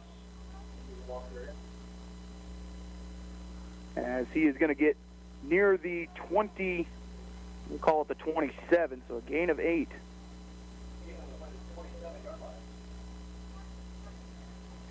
Third down and 2 for the Braves. 6 minutes and 53 seconds remaining in the first quarter. Cyclones leading 13-0. They scored 13 points in the first minute.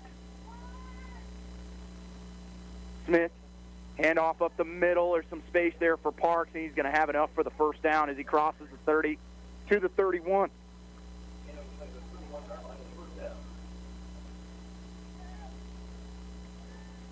Able to pick up 4 when he just needed 3. The wind has completely died down here at Steve Grogan Stadium. Temperature around 75 degrees. Handoff again, back to Parks, bounces off a defender, gets across the 40, tripped up as he makes his way near the 45. It'll be marked down at the 43. Gain of 12. As Bonner Springs starting to find a little bit of a groove offensively. In pregame, we mentioned Ottawa trying to avoid giving up the big play. That's what they want to do tonight. Make Bonner Springs earn it. Handoff. Nice cut up the middle. Near the 50 goes Parks again. They just run that counter right up the middle. And he'll pick up 4 on the play to the 48. I'll call it 5. As it has been the Peyton Parks show on this drive for Bonner Springs as we get close to 5 minutes remaining in the first quarter. Cyclones up 13-0. Smith going to keep it himself on the QB sneak, work his way to the right side, and he'll get near the marker. And the ball came out at the end. They're going to say he's down. He's right at the marker as it was just a QB draw. And it is enough for a first down as he gets to the Cyclone 46.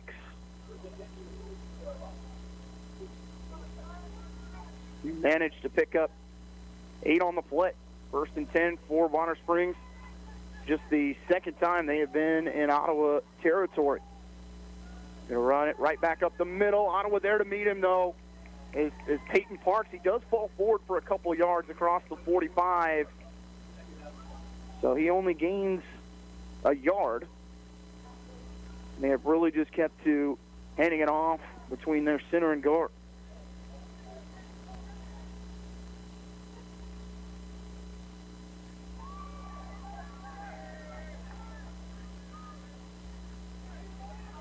Apologies, we have had a change at quarterback. I missed that at the beginning. That is Brandon Andrew at quarterback. So not seeing Jay Smith. They're going to hand it right back up the middle to Parks, and he will pick up, we'll call it 4.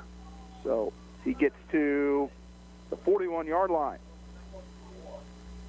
So Jay Smith's not playing right now. I've not seen him out on the field quite yet.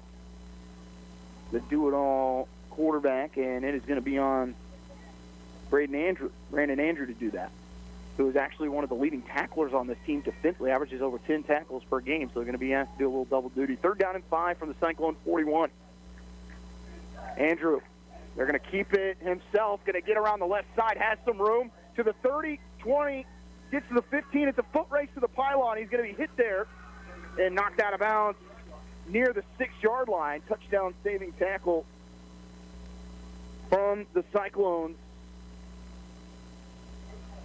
That looked to be Fogel who made the tackle. But it'll be a 35-yard gain for Brandon Andrew. First and goal from the 6-yard line. 3 minutes and 53 seconds left in the first quarter. Andrew going to keep it. Going to go right over the top of the center. Gets the 5 to the 4, and then he's brought down at around the 3. Post of Cyclones there. Maybe it looked like that was either Creech and Brett Hart. Gain of 3 on the play. Drive started at the Bonner Springs 19-yard line, and they're looking to cash in. Hand off to Parks. Gets to the 2. He's hit at the 1 and driven backwards. Thought he was going to walk into the end zone, and he is stuffed. And just a yard given. And it's 3rd and goal from the 2.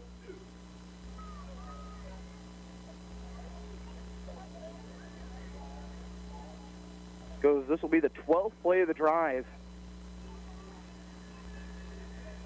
for Bonner Springs. Again, trips to the right side, single to the left. Parks behind Andrews. They're going to give it to him, and he's stuffed. No gain on the play. Might have lost a yard, and the handoff to Parks, and it's going to be 4th and goal.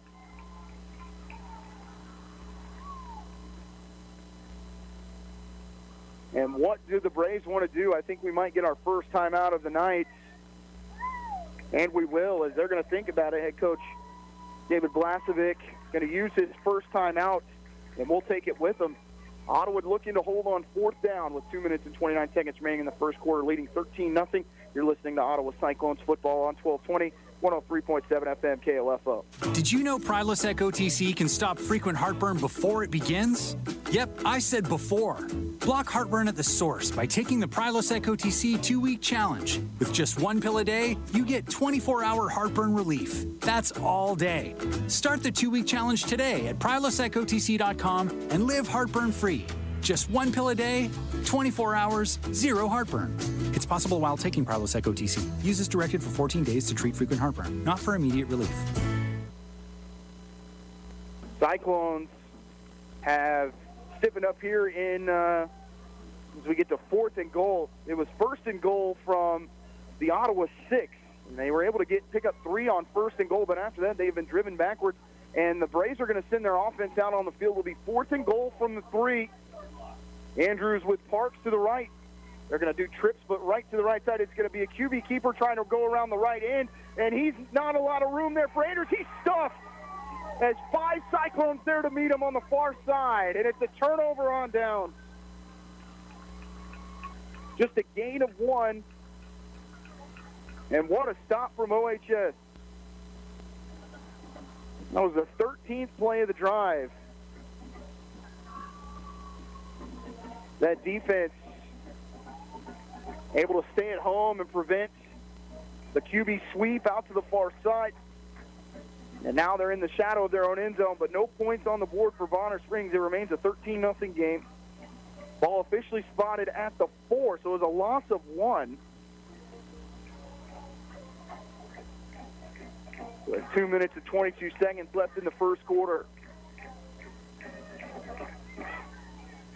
Waiting for the officials to officially spot the ball.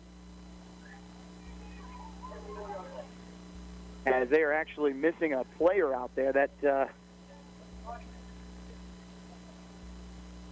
see who that was. Is Ottawa running a receiver out there late, but plenty of time. Now there's down to 7 seconds on the play clock. It had actually frozen for just a second. McCullough's going to go under center. Going to hand it off to Wooden. Wooden up the middle, picks up 4, 5 as he gets across the 10, near the 12, 13-yard line, and Ottawa out of their shadow as he gets almost to the 14 and mark it at the 13. So a 9-yard gain on first down for Wooden.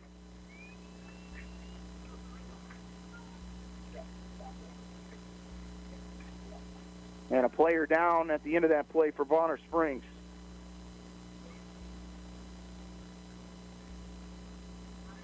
And Zion Wooden, who a week ago, 105 yards on 18 carries, 5'11", 210-pound junior, just carrying tackles with him. Todd Burrows, Crown Realty Player of the Week. If there is a player down right now for Bonner Springs. 13-0 our score, 2 minutes and 4 seconds remaining in the first quarter, and the Cyclones scoring 2 touchdowns on their first 3 plays of the game. First play went for a loss of 3. The next one went for 67 yards. Ottawa then forced actually went for the onside kick, recovered it at the Bonner Springs 43, and then at their own 48.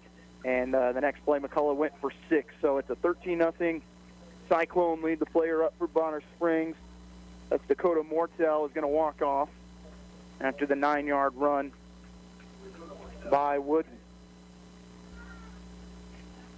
But Zion Wooden listed at 5'11", 210, and within about 20 or 30 pounds of some of his offensive linemen is what he's listed at. But where's 28? You know, when you think 28, you think of hard runners like Adrian Peterson, and very similar running style. Not saying, you know, he is Adrian Peterson, but has that same type of style. Runs a little higher than most because he sits at 5'11", but it's 2nd and 1 for the Cyclones. McCullough's going to keep it, and he will pick up 2, maybe 3, but it's enough for a first down as he does get to the 15. So a gain of 2. First time under center for McCullough. No issues there. So 1st and 10. 1:39 to go in the quarter. 13-0 OHS over Bonner Springs. Both these defenses have given up a lot of points this year. In the losses, Ottawa has given up over 50 points. For Bonner Springs, they've given up over 40 in their 3 losses. McCullough in shotgun, and he's going to hand off to Wooden. He gets across the 20, still carrying tacklers, and the officials blow the whistle as he nears the 21. Be a gain of 5 on first down for Zion Wooden.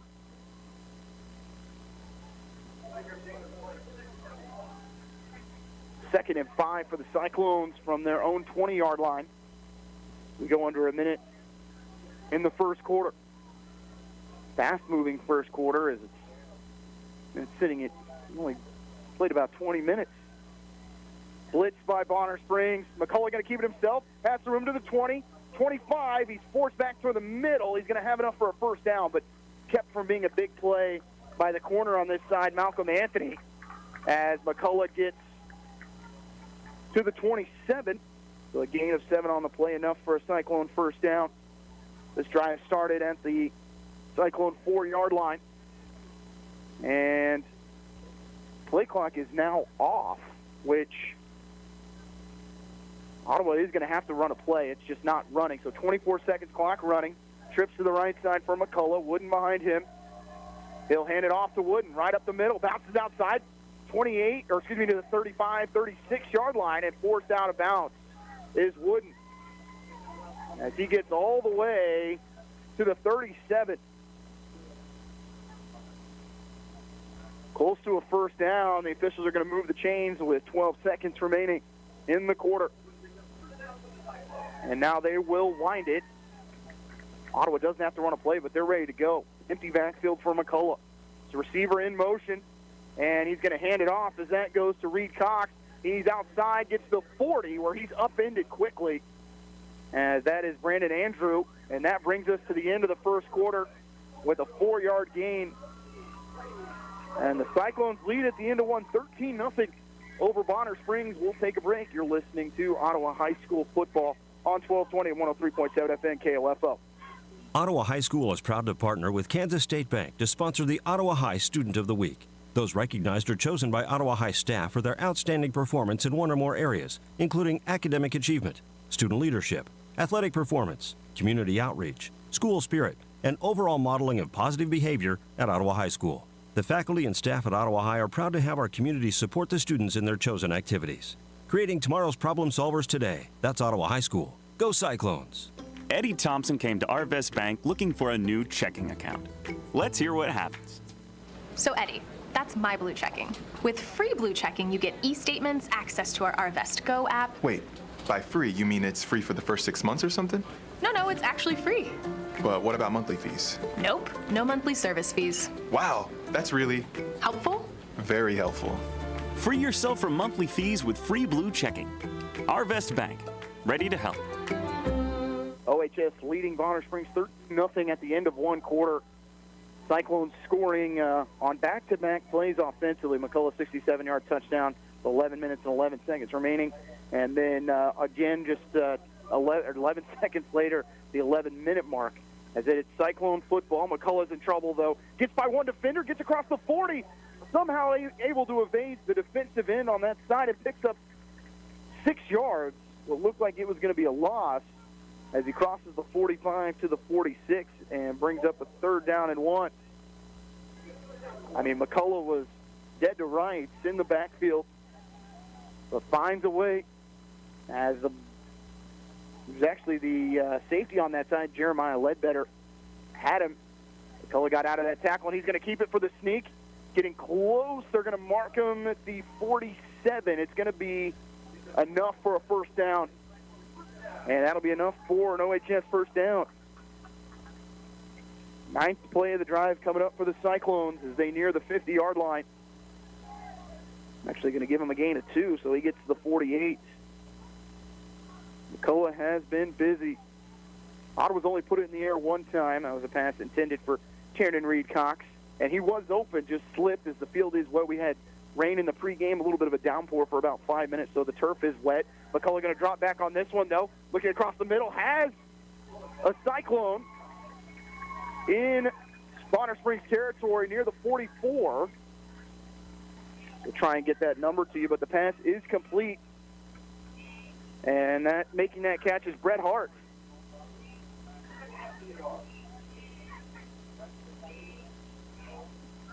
That pass is to the 43. Brings up 2nd and 1. McCullough on the keeper, and he's going to have the 1st down. He crosses the 40 to the 39. And what a drive from the Cyclones. Started at their own 4-yard line.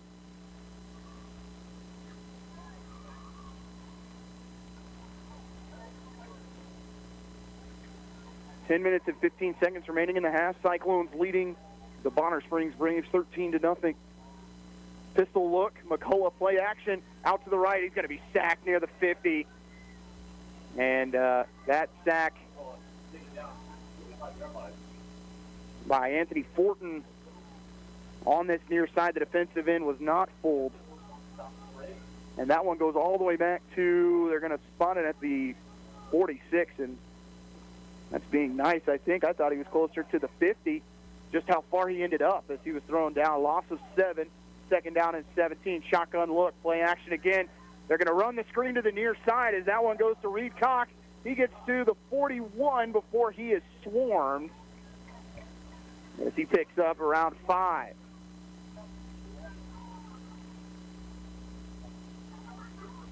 He gets the plus, we'll call it the 42, so gain of 4 and 3rd down and 13 upcoming for the Cyclones. You can pick up 5 or 6. You think about going for it there on 4th down. You're in that territory. Play action look again. McCullough going to sprint to his right. Has a lot of space in front of him. He'll cross the 40 to 35. Tackle made in open space, though. And that's made by Andrews at around the 33. And this is where you think about it. Official marking at the 31. And it'll be 4th down and 3, and Ottawa's going to go for it at 4th and 3. 2 receivers to the left, 2 to the right. One Wooden is right there, and I believe we're going to get an offsides on the Braves. They were showing blitz, and Ledbetter got into the neutral zone, and that's going to be a Cyclone 1st down. So that moves it up to the Bonner Springs 27-yard line. 8 minutes and 29 seconds left in the half. Cyclones leading 13-0. Pistol look. 2 receivers to the right, 1 to the left. Wooden behind McCullough. Handoff goes to Wooden. Nice job to bounce it outside. Now he cuts it up the numbers near the 20. is where he'll fall down. A gain of 7 on first down for Zion Wooden.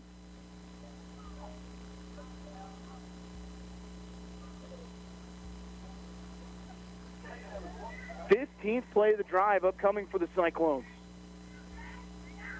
2nd and 4 as they officially mark it at the 21. Trips to the left. McCullough, hand off to Wooden, up the middle, crosses the 20, inside the 18, down to the 17, close to the first down marker. And we will wait to see where the officials, I think they are actually going to make them go for it here, or excuse me, not going to give him the first down as he got inside to the 18. Down to the 18-yard line. It's going to be 3rd down and 1. Pistol look again. Wooden behind McCullough. Receiver to the left. They're going to go with double tight ends. It's going to be a keeper for McCullough. I don't think, he did get it where the spot is on the far side as he was able to get near the 16-yard line. And that'll be enough for a Cyclone first down. What a drive for OHS. They spot it at the 16. McCullough again on the sneak. He's used it 3 times on this drive alone. It started with 2 minutes and 22 seconds to go in the third quarter. We're already down to 6 minutes and 50 seconds to go in the half. Wooden on the handoff, sweep outside. He gets to the 10, inside the 5, still driving his feet. And he's dragged down by 4 or 5 Braves at the 5-yard line. And it's going to be 1st and goal. It is. 1st and goal for the Cyclones from the 5. And what a way it would be to cap this one off. Going to have to do some math if they can punch this one in on how much time this drive has taken. We're looking at near a 9-minute drive.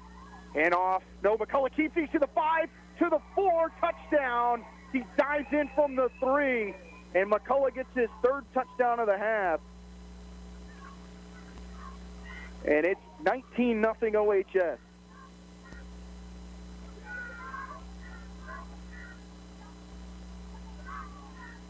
McCullough with 5-yard touchdown run.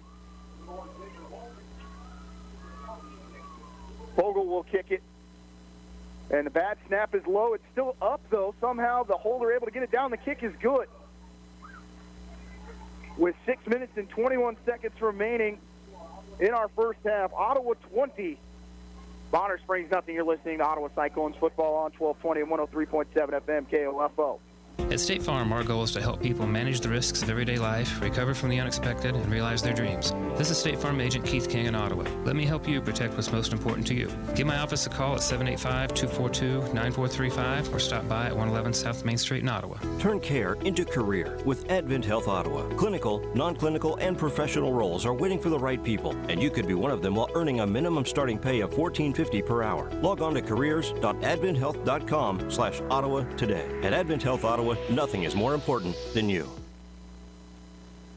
The Cyclones go 96 yards on 18 plays. Takes over 8 minutes of time off the clock. And I don't think the Cyclones could have envisioned a better start as they are up 20-0, 6 minutes and 21 seconds to go. And Ottawa had to convert 4 times on 3rd down on that drive, once on 4th down, before being capped off by a Noah McCullough 5-yard touchdown to give the Cyclones a 20-0 lead. They've only thrown it twice, one of which was completed for a 9-yard gain on that drive. Cyclones going from right to left in this second quarter.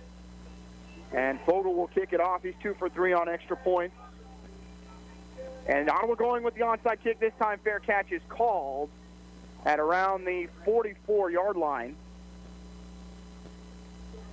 by Jason McConico. 1st and 10 for Bonner Springs, who turned it over on downs their last possession of the first quarter. But they have good field position at the 35. Andrews back out there at quarterback. Has Peyton Parks with him. 2 receivers to the right, 2 to the left. Parks to the left of the quarterback. Andrews going to keep it, had some space near the 50, and he'll be dragged down by a couple Cyclones. And pushed back, but he did pick up around 5. There's a Cyclone down near the 50-yard line.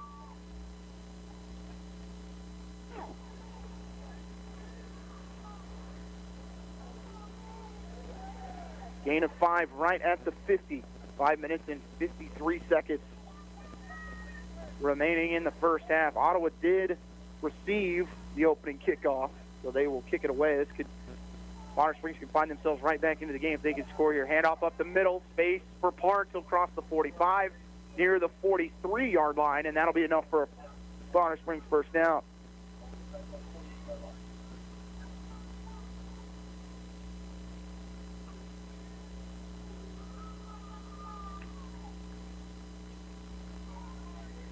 First and 10 for the Braves from the Cyclone 43. Shotgun formation, 2 receivers left, 2 right. Andrews drops back to pass. Has a man open across the middle. The pass is completed at the 15 to the 10, the 5. Touchdown by James Andrzejewski.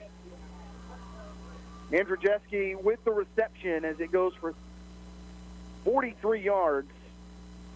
And just like that, the Braves respond.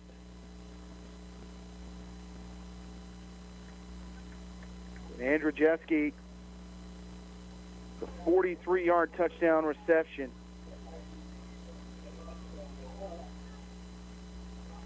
And that missed extra point right now looming a little bit for the Cyclones. Hernandez will kick it. The hold by Jaden Young. Snap is good, kick is up. It's a little low, and it does go through. Extra point good. So our score, with 5 minutes and 12 seconds remaining in the half, Ottawa 20, Bonner Springs 7. You're listening to Ottawa Cyclones football on 1220, 103.7 FM KOFO.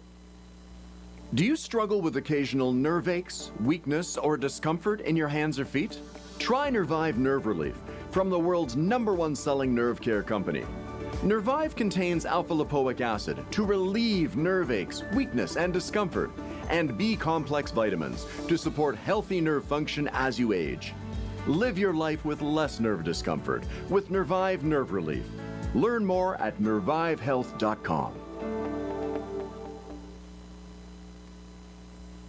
3-play, 65-yard drive for Bonner Springs, capped off by a 43-yard touchdown reception by Andrzejewski on the pass from Brandon Andrew. As we have not seen Jalen Smith tonight, or Jay Smith, who coming into the night, as I mentioned, averaging over 200 yards of offense. Andrews on the year has thrown 10 attempts, so he's 3 for 10 coming into tonight, but that seam route right down the middle, Andrzejewski on the money, and Ottawa had played a little cover 1 there, or cover 0, and no help over the top, and Bonner Springs is on the scoreboard. It's 20-7 Cyclones, 5 minutes and 12 seconds remaining as we are just about set for the kickoff. As they're going to go with a little pooch near the 35, ball bounces. Ottawa's got to get on it, and they do pounce at the 34. First one there for the Cyclones is going to be Reese Fogle to fall on top of that ball. Good starting position again for the Cyclones with 5 minutes and 11 seconds to go in the half. They start from officially marked at the 38. With Ottawa try and put it in the air. We've seen Bonner Springs at times really go after any handoffs to Woodin, which Ottawa's going to go with a different back on this drive. That looks to be Wyatt Sink in the backfield with McCullough, as they are going to give Woodin a break. Pistol look, tight end right side, 1 receiver out right and 1 left. Hand off to Sink. He runs hard up the middle of the 40. Upended to the 38 is Wyatt Sink. They'll mark him at the 39. And a big gain on first down for Wyatt Sink on his first carry. He gets to the 41. 8 yards, 2nd down and 2 for the Cyclones.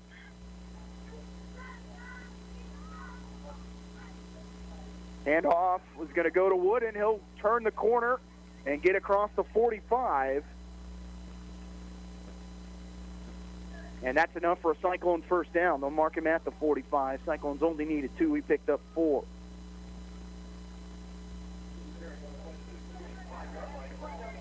First and 10 for the Cyclones. 4 minutes and 34 seconds, clock running. Remaining in the half, Cyclones up 20-7 over Bonner Springs.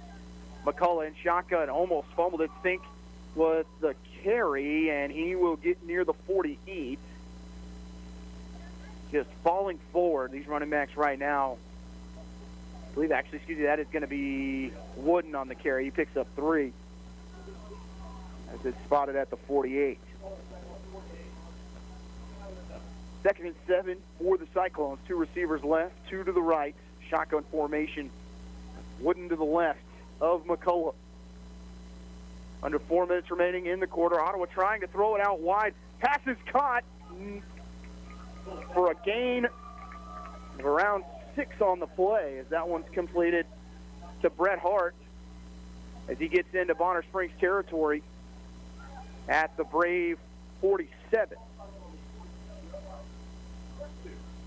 So it makes it 3rd down and 2 on the completion to Hart. He's got 2 receptions. 3rd down and 2. 3 minutes and 28 seconds to go in the half. Pistol look. Hand off to Sink. Right up the middle goes Wyatt Sink, and he's going to put his head down and get near the 44-yard line up to the 43. That's enough for a Cyclone first down as he picks up 4. Tailbacks for Ottawa getting upfield quickly right now. Sink comes off holding his left shoulder. And Wooden's going to have to get right back into the game.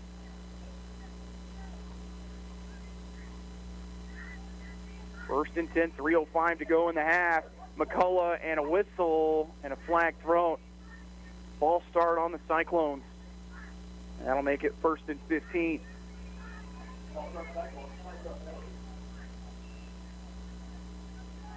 March it back to the Brave 48.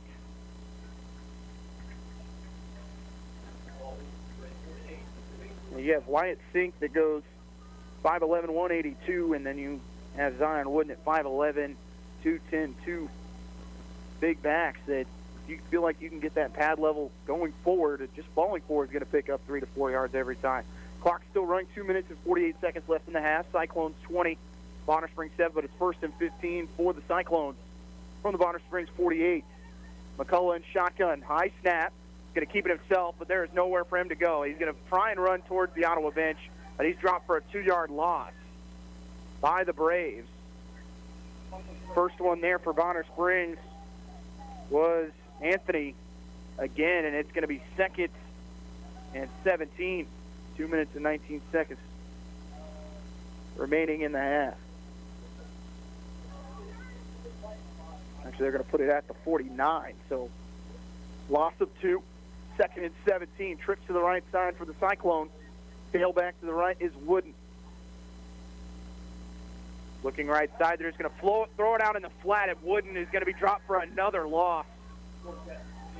As the Braves were all over it, and they're going to call a timeout as it's a loss of 3, and brings up 3rd and 20. For the Cyclones after the timeout. We'll take a break. You're listening to Cyclone Football on 1220 and 103.7 FM KOFO. Do you struggle with occasional nerve aches, weakness, or discomfort in your hands or feet? Try Nervive Nerve Relief from the world's #1 selling nerve care company. Nervive contains alpha-lipoic acid to relieve nerve aches, weakness, and discomfort, and B-complex vitamins to support healthy nerve function as you age. Live your life with less nerve discomfort with Nervive Nerve Relief. Learn more at nervivehealth.com.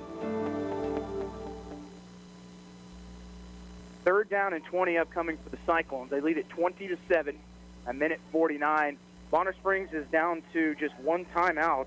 So that is what you have to think about if you're head coach Walt Alexander, is you go ahead and just run this football and force Bonner Springs to use that final timeout, punt it to them, and really leave them with about 1 minute and 45, 46 seconds to try and score before the half. The Braves do get the football to start the 3rd quarter. They trail at 20-7. The Cyclones scored touchdowns on 2 of their first 3 plays of the game to go up 13-0. Ended up going up 20-0 The Bonner Springs on their last drive, 43-yard touchdown, and the Cyclones with the football, but it's 3rd and 20 from their own 47.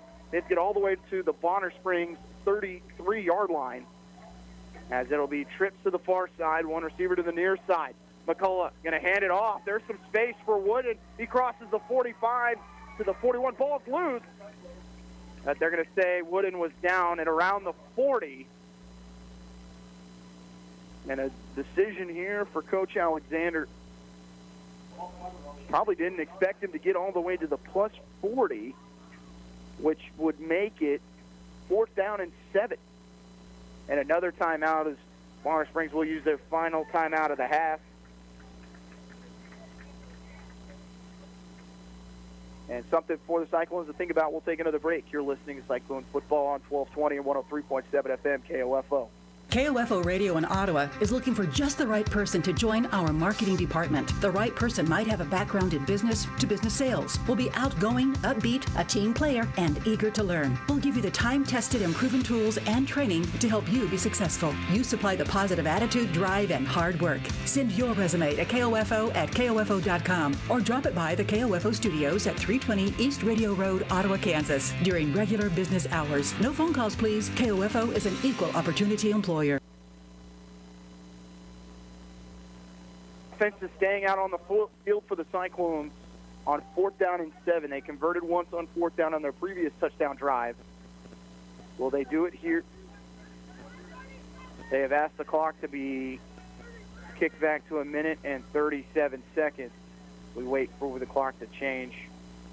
Ottawa's only punted once tonight. That was on their 3rd drive of the game. After that, they are 3 touchdowns on 4 drives overall. But on this 5th drive, they find themselves on 4th and 7. They actually changed the clock. We're still working on the clock here. So Ottawa's showing trips to the far side.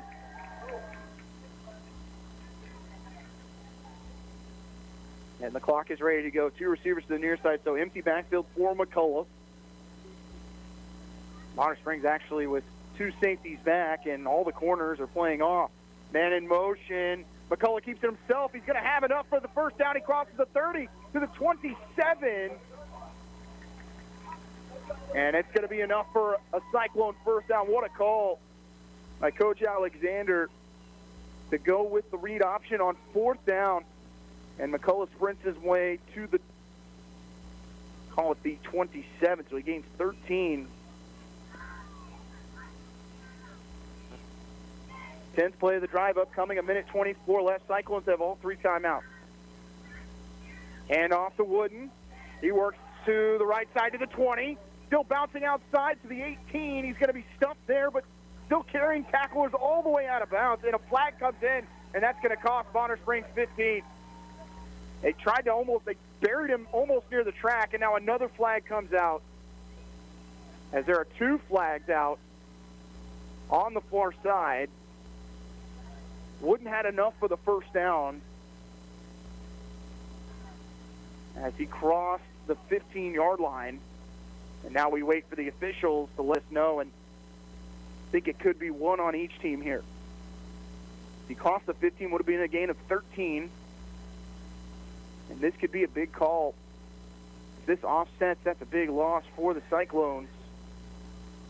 But because it was after the play, the official marking would have the football. Well, I might say this was the play. He was tackled almost near the 1st lane of the track. I mean, he had 4 Braves on him. First flag definitely going to be on Bonner Springs. The second one, though, looking like it could be on the Cyclones. Officials having a long talk. There is a Brave down near the track on the far side. The 1:12 seconds, huge call-up coming from these officials. Ottawa's had some troubles on extra points tonight. They're 3 for 4, but I don't think anything outside of 30 yards is an option for the Cyclones. The officials still conversing on the far side. At halftime, as we have halftime coming up here in about 1:12 seconds, the Wall of Honor induction going on for the 2020 and 2021 class. For 2020, Troy Greinson, Dr. Ryan Combs, and Blaine Finch. 2021 class, Claude Wilson, Bill Green, and Josh Walker. We'll make sure and get that to you. We'll get the mic on Derek Chappell and let you hear every word from halftime with him. As it'll be 1st and 10 for the Cyclones, as they will just give the flag to Bonner Springs. So it ends up being a gain of 14 and then half the distance to the goal from there, which puts the football at the 7.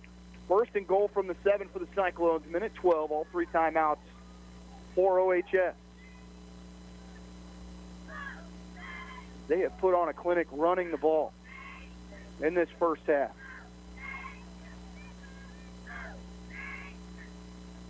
Clock is stopped after the penalty. 2 receivers right, 1 to the left, 1 tight end. And off to Wood, and he gets by 1 tackler, but then 5 or 6 is there to meet him, and he doesn't go anywhere. First one there was Antonio Caballero as he throws Wooden back near the 9-yard line, a loss of 2. 2nd and goal from the 9, under a minute to go in the half.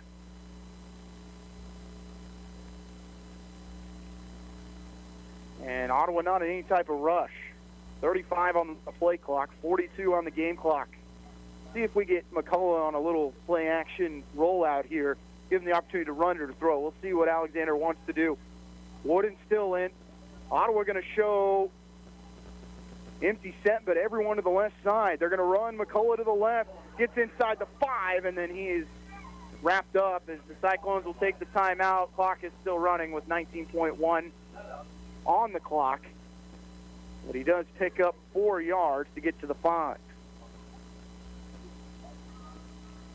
And we will take that timeout with them. 19.1 remaining in the half.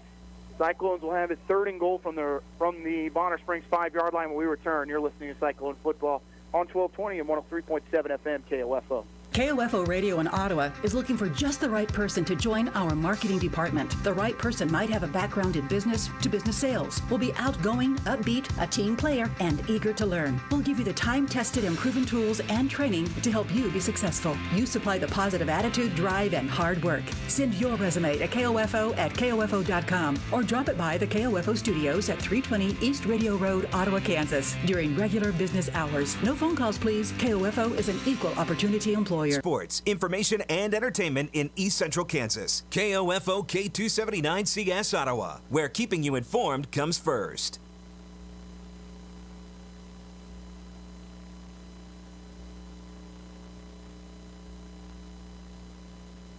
Third and goal from the 5. Ottawa in the heavy set to the left side. McCullough with Wooden with them. McCullough going to keep it, and he's stopped. Nowhere to go. Probably loses a couple with 16 seconds remaining, and it's going to be 4th and goal for the Cyclones with 14 seconds. And did they call timeout? I believe they did. It's going to have to be. Oh, they did not. The clock is still running with 4 seconds, now 3, and they will stop it with 1.8, and they will send out the field goal unit. As they will kick it. Take a look here. They do say he got to the 9. He lost a 4 on the play. So the field goal upcoming. Vogel will stand from the 15 is where he'll set the tee down. So an opportunity for a 25-yard field goal. As it was a timeout call. So the Cyclones have a little bit of time here. We're going to take a quick 30 as Ottawa tries to add to their lead on the 25-yard field goal. You're listening to Cyclone Football on 1220. 103.7 FM KOFO. Did you miss your front row seat at Arrowhead last season? Not this year. KOFO and Furniture Loft are sending you back to Arrowhead to watch the most exciting team in football, your Kansas City Chiefs. You and a friend in front row seats to watch the Chiefs. Just stop by Furniture Loft on Market Street in Osage City or Emporia on West US 50 and register once per visit. Only 1 win per season. No purchase necessary. Must be 18 to win. The next ticket giveaway is for the Chiefs versus the Bills October 10th. Winner announced October 7th. During the Brad Howard Early Morning Show.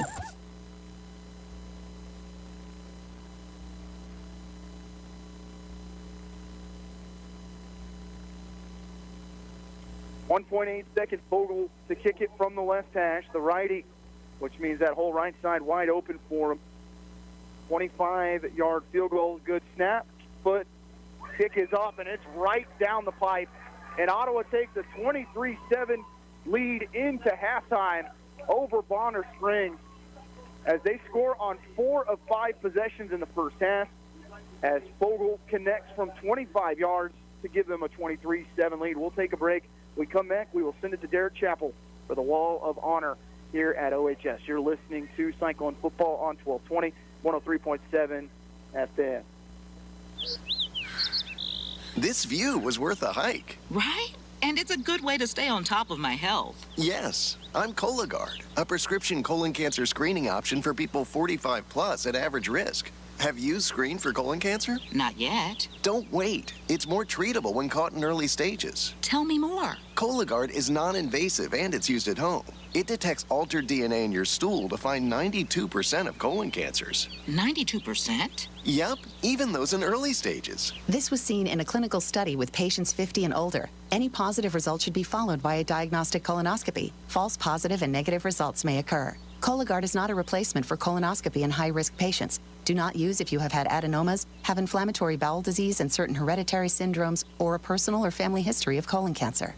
Most insured patients pay $0. Ask your provider or an online prescriber if Cologuard is right for you, or visit Cologuard.com. I'm in.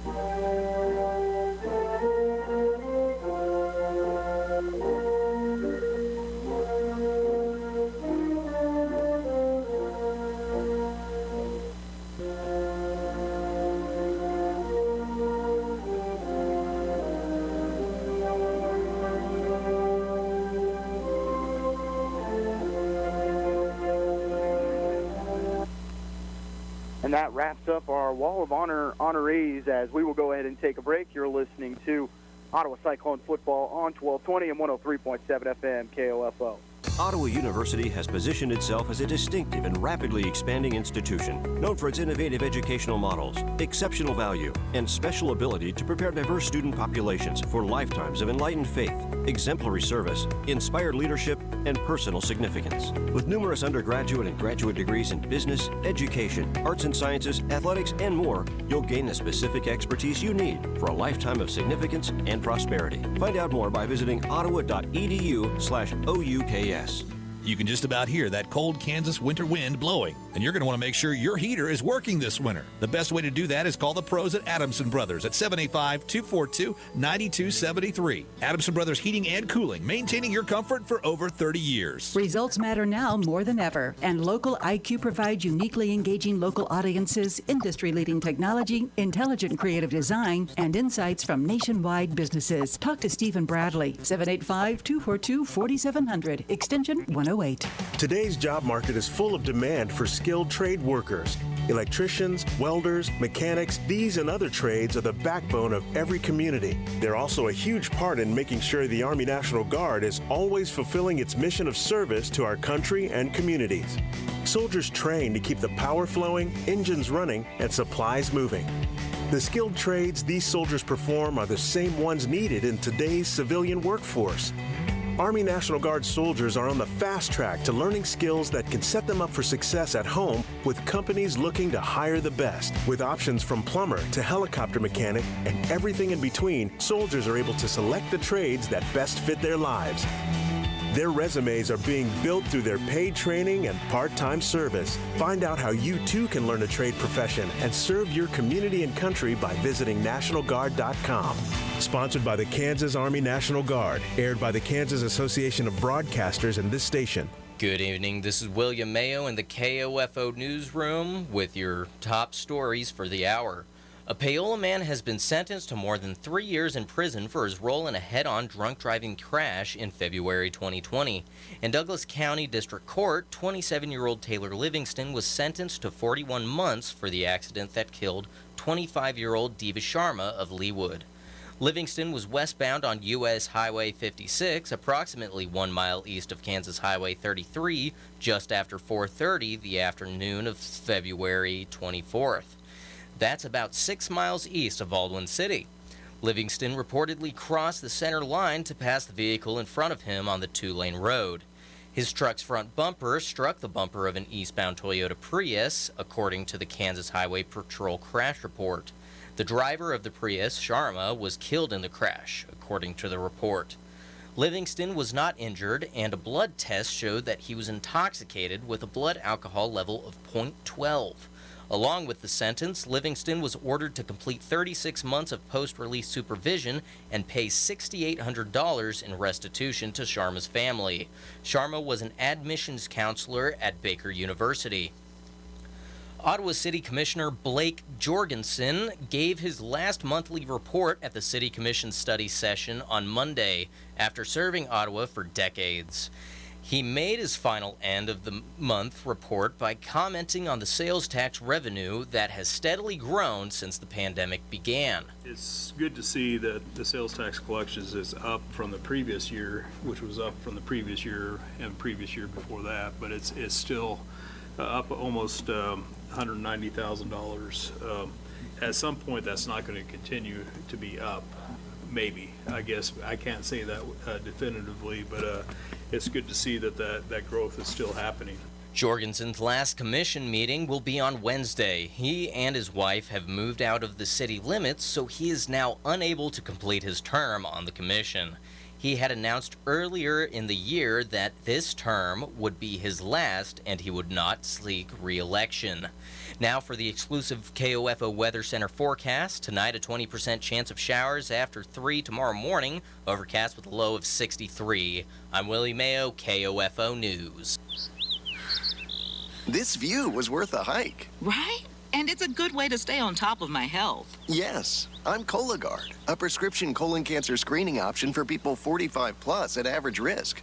Have you screened for colon cancer? Not yet. Don't wait. It's more treatable when caught in early stages. Tell me more. Cologuard is non-invasive and it's used at home. It detects altered DNA in your stool to find 92% of colon cancers. 92%? Yep, even those in early stages. This was seen in a clinical study with patients 50 and older. Any positive result should be followed by a diagnostic colonoscopy. False positive and negative results may occur. Cologuard is not a replacement for colonoscopy in high-risk patients. Do not use if you have had adenomas, have inflammatory bowel disease and certain hereditary syndromes, or a personal or family history of colon cancer.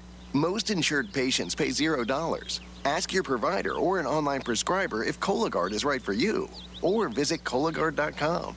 I'm in. Hi, I'm Laura Howard, Secretary of the Kansas Department for Aging and Disability Services. In Kansas, there are more than 540,000 people on Medicare, and each day, nearly 10,000 new people enroll nationwide. While Medicare enrollment can seem daunting, it doesn't have to be. That's where SHIC, or the Senior Health Insurance Counseling for Kansas program, comes in. The SHIC program provides seniors across Kansas trusted and unbiased help about Medicare benefits. SHIC counselors provide all the information and options available so you can make an informed decision about your Medicare coverage. We look forward to helping you navigate your way to a Medicare plan that is right for you. The number to call to find your local SHIC counselor is 1-800-860-5260. Sponsored by the Kansas Department for Aging and Disability Services and Administration for Community Living, Department of Health and Human Services, and aired in cooperation with this station. Welcome back to Steve Grogan Stadium. It's 23-7 in favor of the Cyclones at halftime. We'll run through what happened in that first half. Ottawa were elected to receive the opening kickoff, and in 2 plays, Noah McCullough went 67 yards for the touchdown. Extra point was no good. It was 6-0 Cyclones. Ottawa, though, on the next play recovered the onside kick, and in just 1 play, Noah McCullough took it 48 yards for the touchdown. The extra point from Reese Vogel was good, and it was quickly 13-0 Cyclones. From there, Bonner Springs punted once, Ottawa punted once, and then Bonner Springs drove from their own 19 down to the Ottawa 24 where they were stopped on downs, and they turned it over from there. Cyclones took over with 2 minutes and 22 seconds remaining in the first quarter. They then went on a 18-play, 96-yard drive, which resulted in a Noah McCullough 5-yard touchdown run. Extra point was good, and it was 20-0 Cyclones. But Bonner Springs got their first score of the evening. It took them just 3 plays. Capped off by James Andrzejewski, 43-yard touchdown reception from Braden Andrew to make it 20-6. The Cyclones, with 5 minutes and 11 seconds to operate, ran out the clock, got down to the Bonner Springs 9-yard line, and Reese Vogel able to cap that off with a 25-yard field goal to make it 23-7, and that's how we ended the half. As we will take one more break, we come back. It's the start of your second half here in Ottawa between the Cyclones and Bonner Springs Braves. You're listening to Cyclone Football on 1220, 103.7 FM KOFO. Did you know the arrow in Amazon's logo represents A to Z? Maybe the My Computer Career logo should represent unemployed to employed. Ryan was out of work when he started classes in March. In September, he started his IT career, working for Amazon, making more money than he ever thought possible. Here's a prime opportunity. Go to mycomputercareer.edu and take the free career evaluation today. You could start your new life as an IT pro in as little as 4 months. It's not rocket science. It's mycomputercareer.edu. 132 conference championships, 146 NAIA scholar teams, 43 NAIA national tournament appearances, and 237 All-Americans. Ottawa University has a long and rich tradition of Braves athletes that continue to compete at the highest level of competition, utilizing state-of-the-art facilities, accomplished coaches, and a spirit that only comes from wearing the black and gold. Push yourself to limits you never imagined as a student athlete at Ottawa University. Visit ottawa.edu/OUKS. Did you miss your front row seat at Arrowhead last season? Not this year. KOFO and Furniture Loft are sending you back to Arrowhead to watch the most exciting team in football, your Kansas City Chiefs. You and a friend and front row seats to watch the Chiefs. Just stop by Furniture Loft on Market Street in Osage City or Emporia on West US 50 and register once per visit. Only one win per season. No purchase necessary. Must be 18 to win. The next ticket giveaway is for the Chiefs versus the Bills October 10th. Winner announced October 7th during the Brad Howard Early Morning Show. Welcome back to Ottawa High School at Steve Grogan Stadium. It's 23-7. They added 3 more minutes on the clock. Actually, you know what? They removed it, so we'll just go ahead and keep it here. We've got scores for you. The big matchup tonight, Wellsville hosting Eureka, and it's been all Wellsville. They lead at 32-6. That one almost to halftime. Anderson County trails Iola at the half, 14-7. That one at Iola. A close one in Lewisburg. It's just 12-7 in favor of Eudora. Eudora at 2-2, Lewisburg 1-3. It's just 12-7 at half.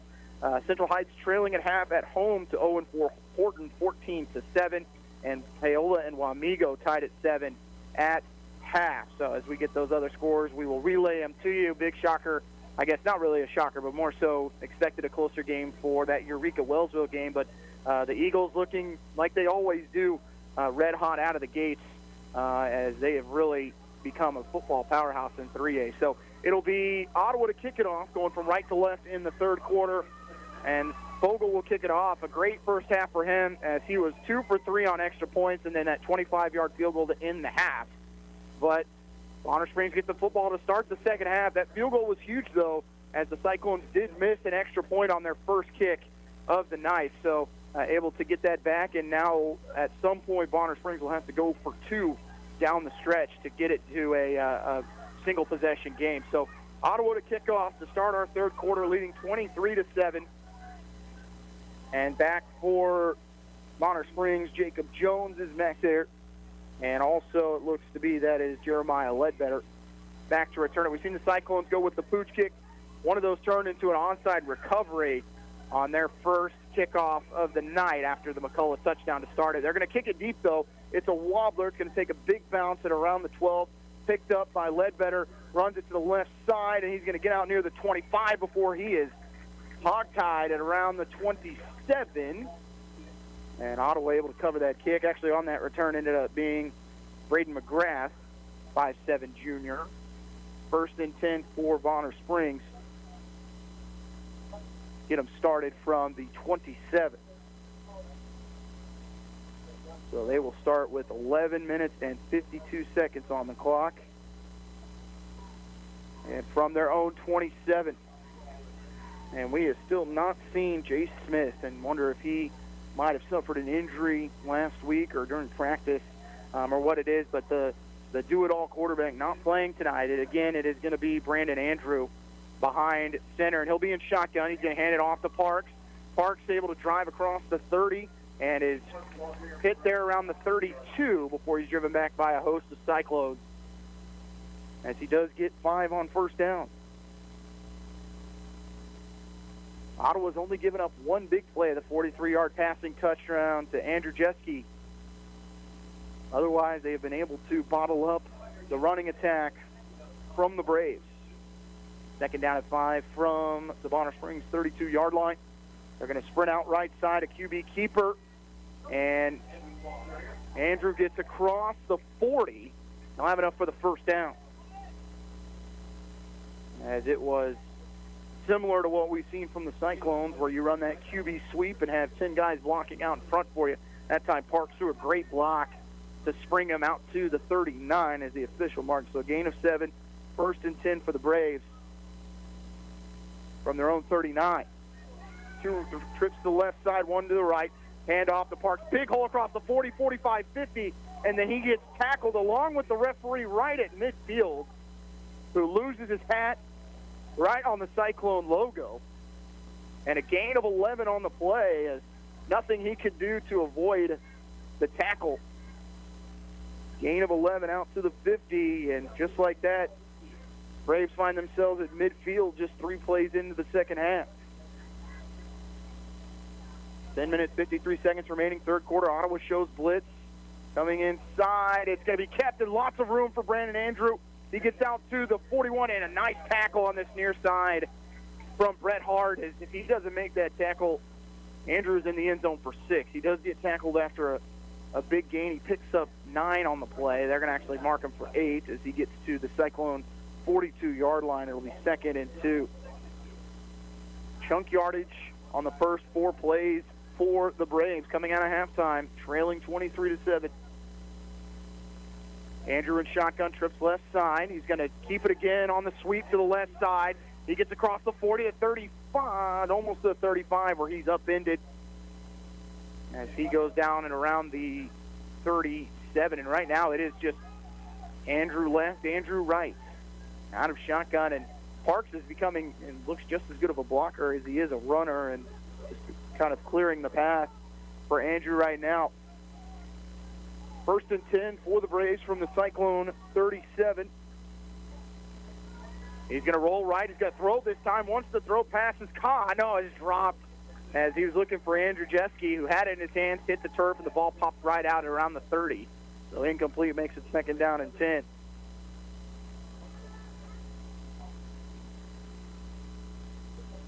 Second down and 10 for Bonner Springs from the Ottawa 38. 9 minutes, 54 seconds, clock stop. Trips to the right side, which is the wide side. One receiver to the left, pistol look. Andrew hands off to Parks. He'll get to the 35, and then he is flung down there, and it's going to be 3rd down and 6 after a gain of 4.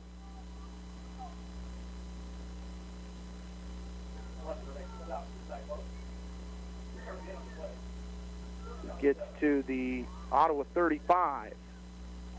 3rd down and 7 for Bonner Springs from the Ottawa 35-yard line. Trips right side again. Looking left. Andrew, his pass is high. He had his receiver open at the sticks, which was Bryce Wint. And it'll be 4th down and 7, and the offense remaining out there.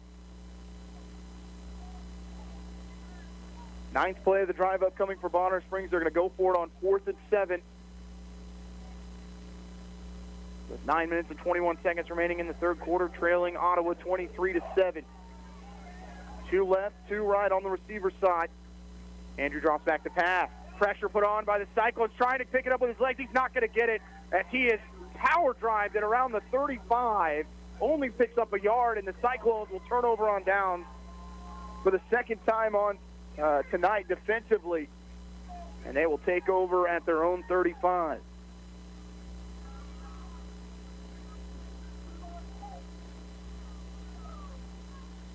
That drive started promising for Bonner Springs, but they get stuck at the 35 of Ottawa. They started that drive from their own 32, but got to the OHS 35 where they turn it over. 1st and 10 for the Cyclones, first drive of the second half. From their own 35, handoff up the middle and stacked up at the 35. Nowhere for Wooden to go.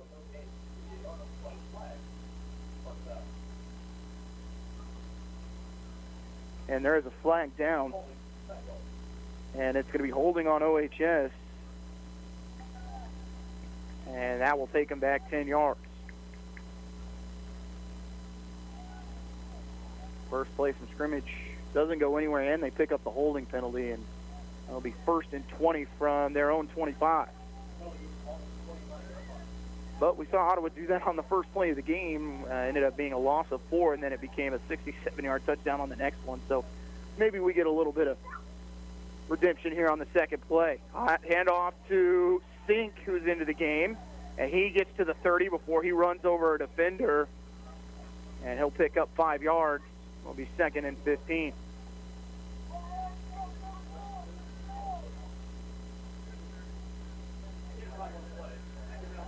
Second and 15 for the Cyclones, and that was a big hit that was put on by Brandon Andrew to stop, I think, for the short gain.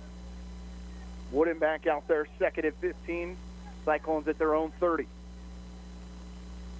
Play action. McCullough wanting to go deep, and they're going to throw the screen instead to the near side. Great play. Wooden spun around at the 40, and credit to the Bonner Springs defense. That play could have gone for big yardage, but the tackle made by Jeremiah Ledbetter. Ottawa did get the 40-yard line, so it'll be 3rd and manageable as he picked up 10 on the play. And it's 3rd down and They actually gave him all the way up to the 43, so 3rd and 3 for Ottawa. McCullough was originally looking for, they had a post that was going down the middle of the field, and that wasn't there, so he just checked it down to his running back, had a couple blockers, picks up 10, and it's 3rd down and 3 from the Ottawa 43-yard line. McCullough empties the backfield, 3 receivers to the right, 2 to the left. Sends a man in motion. Going to give the handoff. No, he's going to keep it. What a great job by McCullough to keep it. Thought he was going to hand it off to Reed Cox, who came in motion. Gets all the way out to the 49, and that's enough for an Ottawa first down. Noah McCullough has had himself an evening. And Ottawa has just been tremendous on 3rd down. They've only punted once all evening. They have converted on 4 of 5 drives up to this point. First down and 10 from the 49 for the Cyclones. 7 minutes and 10 seconds to go, 3rd quarter, leading 23-7. Pistol look, hand off to Wooden. He gets across the 50, near the 45 of Bonner Springs. And they mark him at the 46. And it is just hard-nosed, run it between the guards right now for the Cyclones. As the score here could put the nail in the coffin early in our 3rd quarter. 6 minutes and 40 seconds to go in the 3rd. A 23-7 lead for Ottawa. Pistol look, 2 receivers to the right. Hand off again to Wooden. He's got some space across the 36-yard line. And so all the way down to the 40-yard line. As he is stopped there. His knee was ruled down at the 41, but it's going to be enough for an Ottawa first down as he picks up 5 on the play. Back to the run go the Cyclones. Trips again to the short side. McCullough with Wooden to the right of him. Play action. Ottawa wants to throw it. They had the screen. McCullough just keeps it himself. Got some room across the 30. Bounces it outside where he's wrapped up quickly by Andrew Jeske, and it's close to a first down for McCullough. As he does get to the 30-yard line, that's enough for a first down. 11-yard gain for McCullough.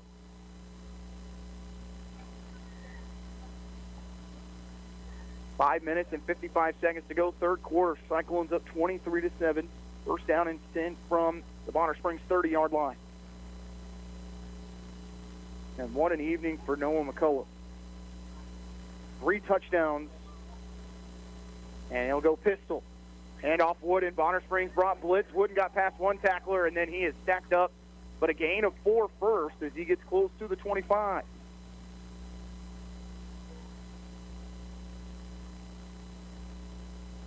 Gain of 4 makes it 2nd down and 6. Ottawa really not changing up the formation a whole lot. Really the only thing they're changing is whether it's in shotgun or pistol right now. Everything else staying with those trips to the far side. Now move the tight end over to the near side. And Wooden on the carry, and he gets across the 35. That's about it. He'll fall forward to the 34 before the tackle is made. So he picks up 2, and it's 3rd and 4. 3rd and 4 from the 24 for the Cyclones. 10th play of the drive. Coming up for Ottawa. 4 minutes and 40 seconds to go in the 3rd. Leading 23-7. 2 receivers left, 2 to the right. They're going to throw it out in the flat, and it's read quickly by the Bonner Springs defense. It's going to be a loss on the play. Pass was complete to Reed Cox, and he'll be dropped for a loss of at least 5. And now you're at 4th and 9. From the 29-yard line. And Cyclone's going to go for it on 4th and 9 from the Bonner Springs 28. But they have run some clock. This drive started with 9 minutes and 14 seconds to go in the 3rd, so they've achieved their goal here. It's 3 minutes and 50 seconds to go in the 3rd. Can they pick up another 4th down? They've done it twice tonight. Can they do it again? McCullough looking deep, has a man open. The pass is going to be incomplete. Had his man on the far side open. He blew right by the DB, but the pass led him out of bounds. and the Cyclones will turn it over on downs. McCullough did a great job of using his eyes to lead the defense to this right side, and then went to the receiver on the backside who was open, and just a throw that got away from him just a bit. But the Cyclones end up running over 5 minutes of clock, and both teams have turned it over to start the second half. 3 minutes and 39 seconds to go third quarter, and it's Bonner Springs football from their own 28. They went from their own 32 to the Cyclone 35 before they turned it over on downs to begin the third quarter. Trips to the near side for Bonner Springs. They go in the shotgun with a running back to the left of Andrew. They actually have a quarterback change. Handoff goes to Parks. That doesn't change. As he gets to the 35, that quarterback change is going to be Aaron Quillen. Or my apologies, that is going to be Danon Whetstone. So Whetstone comes into the game at QB. 7-yard gain for Parks on first down. Hand off to Parks again. They'll get near the 40-yard line, has enough for the first down, as he only had to get to the 39. As he gets 5.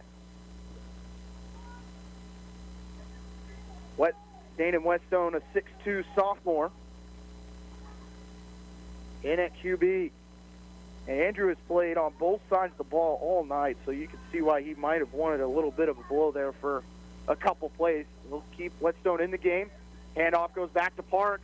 They'll work towards the 50 as he drags tacklers close to the first down marker.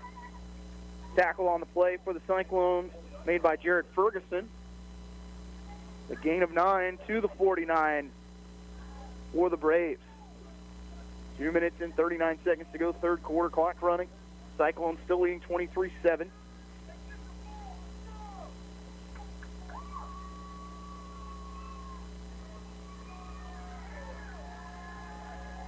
Whetstone rolls out to his left. The righty looks in the flats, has a man open. Catch is made by Andrew Jeske at the Ottawa 45, and then he will scoop for one more to the 44.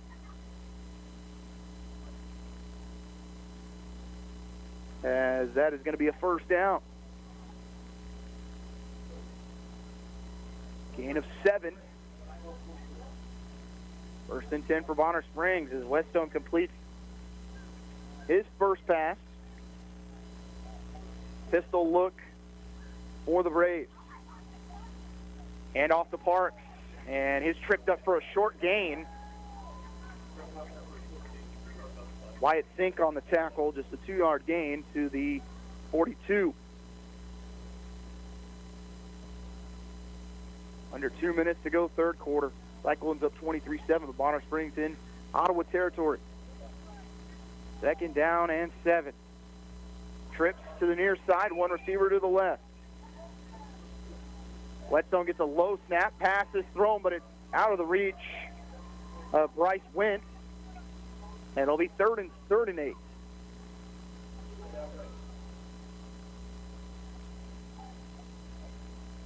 Third down and 8 from the Ottawa 42, and they will make the change at quarterback and bring Brandon Andrew back in. Trips near side, one receiver far side as they stay in that same formation. Shotgun look, Ottawa shows blitz. They're going to bring it, and Andrew's going to keep it, and he's going to be dropped for a huge loss near midfield. And that is going to be, let's see what number that is for the Cyclones, but a big loss, and this might force a punt here for Bonner Springs as they trying to decide what they want to do. That play goes all the way back to the Cyclone 48, a loss of 6.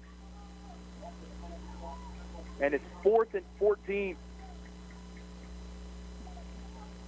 Ottawa not fooled on the read option keeper from Andrew.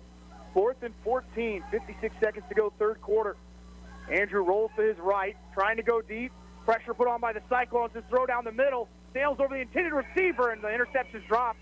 But it actually works out better for the Cyclones as that's a turnover on down.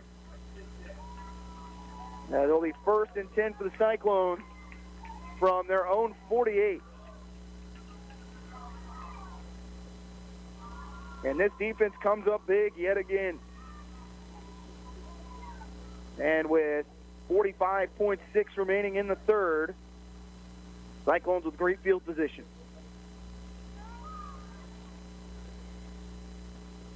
Fast-moving third quarter.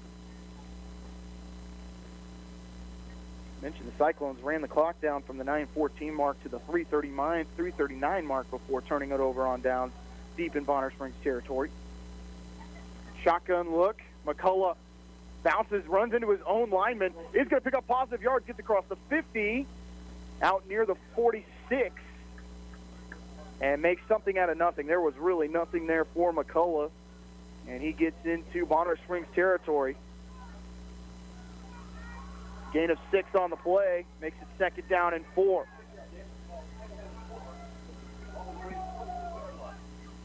.9 clock is stopped as McCullough did run out of bounds in front of the Bonner Springs bench. 2nd and 4. Sink in at tailback, pistol look. Bringing blitz is Bonner Springs. Sink has a lane. He gets across the 40 and tumbles over around the 38. It'll be enough for a first down. As he gets to the 40, gain of 6 for Sink. And the 2 running back system has worked well tonight as Wooden back in. Ottawa can run the clock out here in the third quarter, but they are not content with just letting it run out. We'll see what McCullough wants to do. He sees the clock now. 20, making now 17 seconds. They're going to run a play. Hand off to Wooden. Bounces outside, then tries to run up the numbers, and he's stacked up for a gain of maybe 2. As he'll get inside the 40 to the 38. And that will bring us to the end of the third quarter with the Cyclones leading Bonner Springs 23-7. Going to the fourth quarter here in Ottawa. You're listening to OHS Football on 1220 and 103.7 FM KOFO. Did you know Prilosec OTC can stop frequent heartburn before it begins? Yep, I said before. Block heartburn at the source by taking the Prilosec OTC 2-week challenge. With just 1 pill a day, you get 24-hour heartburn relief. That's all day. Start the 2-week challenge today at prilosecotc.com and live heartburn-free. Just 1 pill a day, 24 hours, 0 heartburn. It's possible while taking Prilosec OTC. Use as directed for 14 days to treat frequent heartburn, not for immediate relief.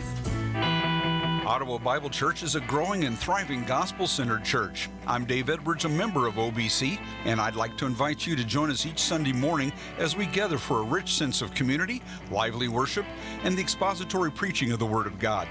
We offer a mid-morning breakfast at 8:45, adult and children's Sunday school at 9:15, and services are at 8 and 10:15. More about us can be found at ottawabiblechurch.com. We hope to see you soon. Cyclones lead at 23-7 going into the fourth quarter. Some updated scores for you. Wellsville leading Eureka 32-6. That one at halftime. Humboldt up on West Franklin 38-7. And Eudora going into the fourth quarter still only up 12-7 over Lewisburg. It is 2nd and 9 for the Cyclones. Hand off to Wooden. He crosses the 35 near the 33. Just dragging tacklers with him as he goes right up the middle. Cyclones have a player down, though, at the end of that play as Wooden picks up, call it 4 yards. He gets to the 34. 3rd down and 4 coming for the Cyclones, and at the end of the play, the player coming off limping was Hayden Dury. He kind of got caught in the wash, blocking downfield, and got rolled up on, trying to walk it off. 3rd down and 4 for the Cyclones. 11 minutes and 20 seconds to play, leading 23-7.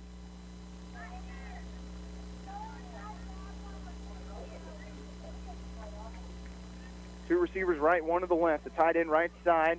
Pistol look. Handoff goes to Wooden. Bounces outside. He gets stuck at the 30.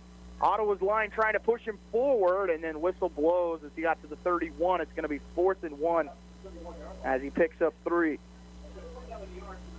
First player there for Bonner Springs was Zane Clark, the senior. 5'10", 283, and it's 4th and 1. Cyclones going for it. 10 minutes and 40 seconds to go. And I think Ottawa's just going to let the clock run, maybe take a timeout at the end of this as Coach Alexander talking with his quarterback. 10 seconds on the play clock. They're going to have to work quickly here. Not sure they're going to get to the line in time. 2 seconds on the play clock. They are going to get it off. Snap is high. Wooden's tripped up. Can he fall forward to the 30? He does. He was tripped up for a loss and somehow got out of the tackle from Tyler Keltner. And he falls forward to the 29. It's enough for a first down for Wooden. And the player I would probably compare Wooden to would be OHS fans. Remember Gene Didell, very physical at the point of attack, wanting to get downhill. Another really good OHS product who ended up at Ottawa University. And Wooden continuing to be the workhorse tonight. 1st and 10 for the Cyclones. He'll get the handoff again. Great move in the hole to bounce it. And he picks up 4 or 5 to the 25-yard line. 2nd down and 6 upcoming for the Cyclones. 9 minutes and 24 seconds to play. Time of possession tonight for the Cyclones. They have dominated. Had a 9-minute drive that went from the end of the first quarter to just over 5 minutes remaining in the half. And they ran the final 5 minutes of the half off after that. 2nd and 5, handoff to Wyatt Stink. He crosses the 20 to the 18-yard line before he is tackled and tripped up. And he's going to be very close to a first down. I believe we could get our first measurement of the night. They have it at the 19. Now they will wave them on for the first down.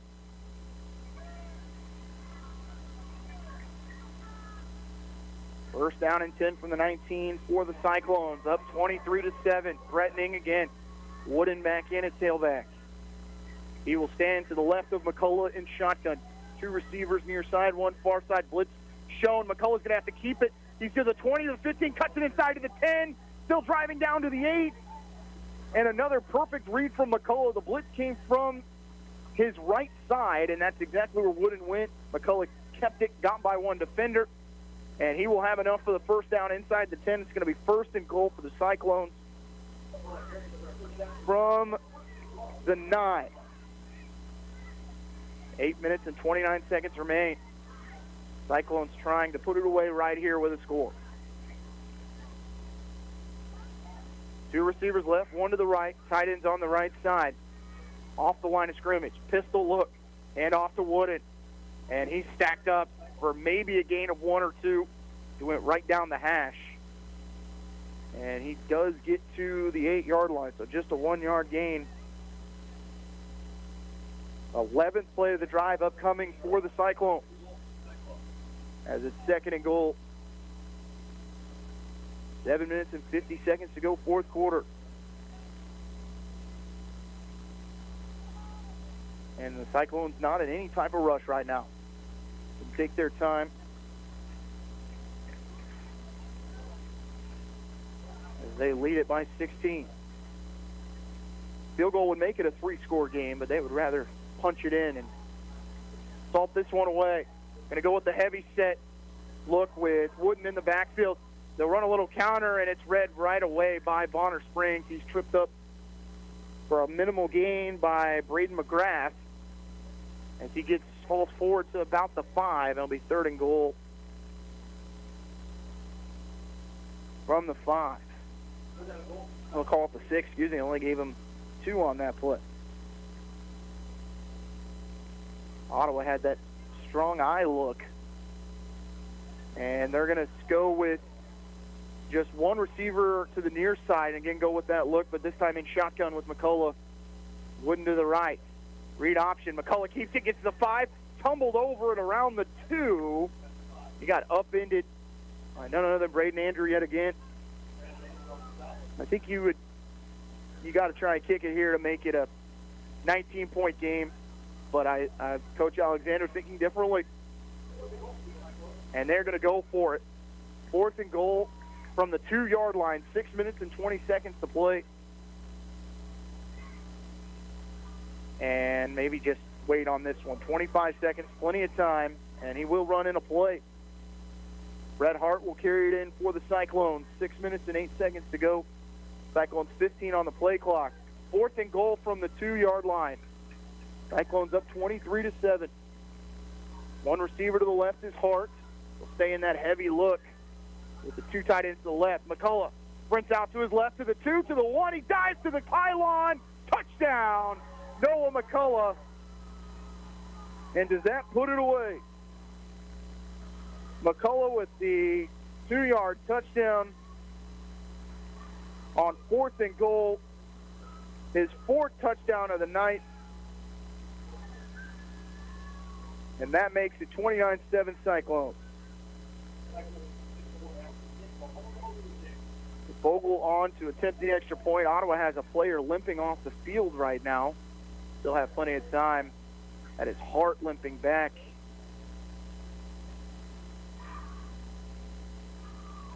And we are ready to attempt the extra point.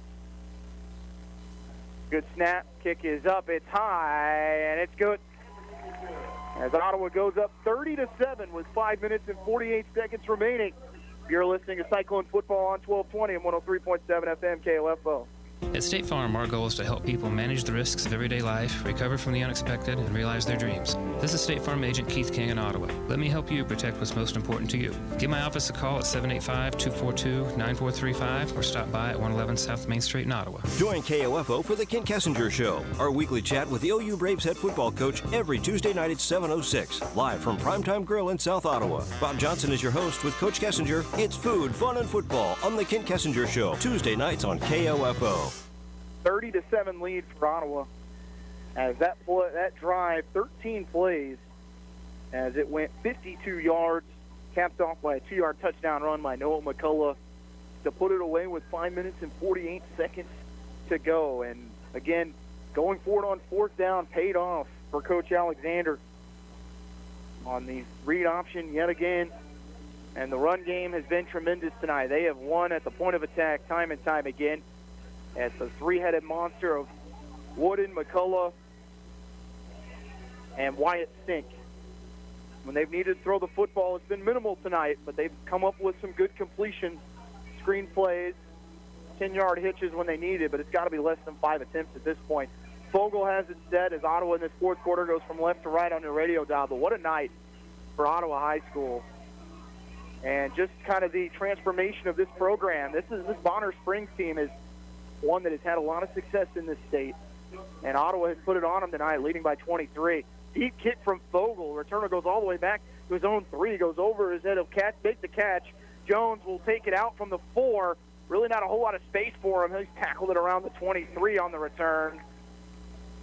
And it's 1st and 10 for Bonner Springs, their first drive of the 4th quarter. That last drive for Ottawa lasted over 7 minutes.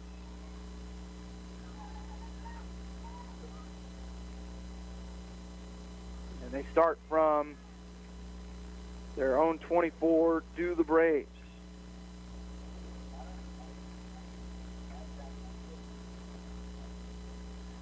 And 5 minutes and 39 seconds currently separate Ottawa from their 2nd win of the year, 2nd win in league play. And with the way Eudora has played tonight against Lewisburg, they have really struggled, only leading 12-7 in the 4th quarter. New quarterback in the game, and we will let you know the pass is complete immediately up to the 38. That pass was from Caleb Farmer in the game now. Farmer, the 6'2" senior, completes the pass all the way out to the Bonner Springs 40-yard line, and a gain of 16. Farmer dropping back, looking deep, trying to tell he's just going to take off with it, working towards the 50-yard line. He'll step out at the Bonner Springs 48. Actually, they have him marked at the 47, so he picks up 7 on the play. But Farmer already showing off a little bit of what he can do. This is the 3rd quarterback of the night for Bonner Springs. Gain of 7 makes it 2nd and 3 for the Braves from their own 47. Farmer dropping back again. Throws it across the middle. Pass is complete. Plenty of space to this near side across the 35-30, 25-20. Defender falls down, and all the way to the 15-yard line is Alex Amayo, and a flag comes in at the end of the play. As he goes all the way from the Bonner Springs 47 down to the Ottawa 15. And there is a flag, and I think this is going to be on the Cyclones. I mean, it was after the play. Officials going to talk about it, but Bonner Springs in just 3 plays find themselves inside the red zone.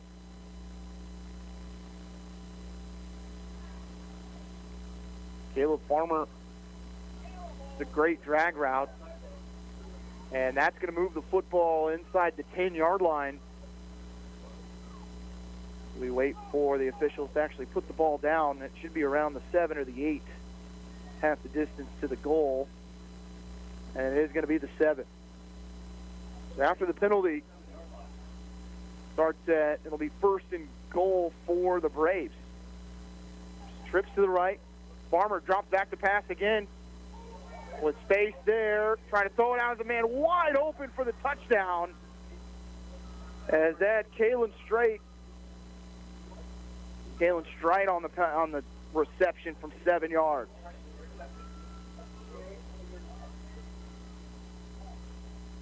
And just like that, Bonner Springs gets within 17. And what a drive from Farmer. And they're going to go for 2.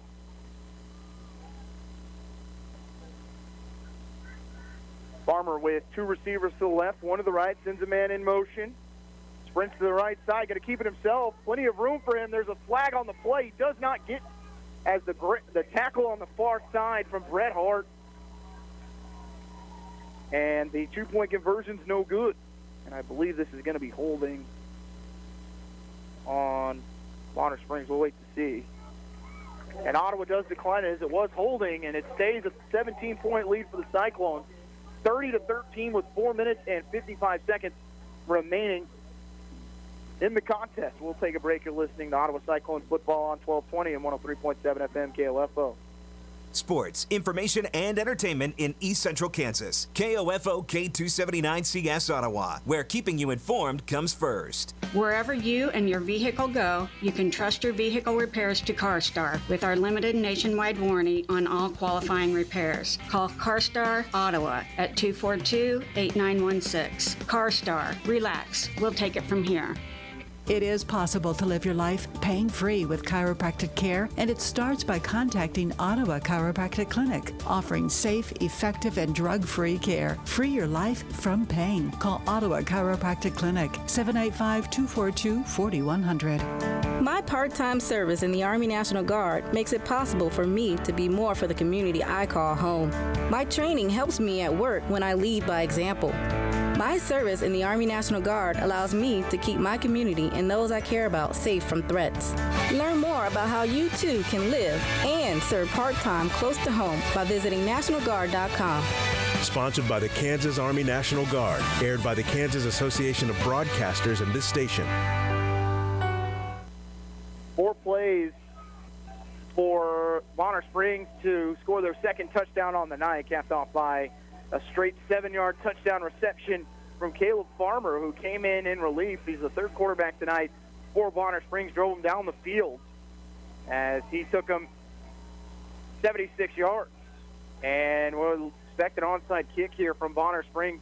And that ball it goes backwards. Not sure I've ever seen that before. Ottawa needs to get away from it. That ball is actually going to go down at their own 36-yard line. And I can't say I've ever seen that before. No wind to speak of. It is a negative 4-yard kickoff.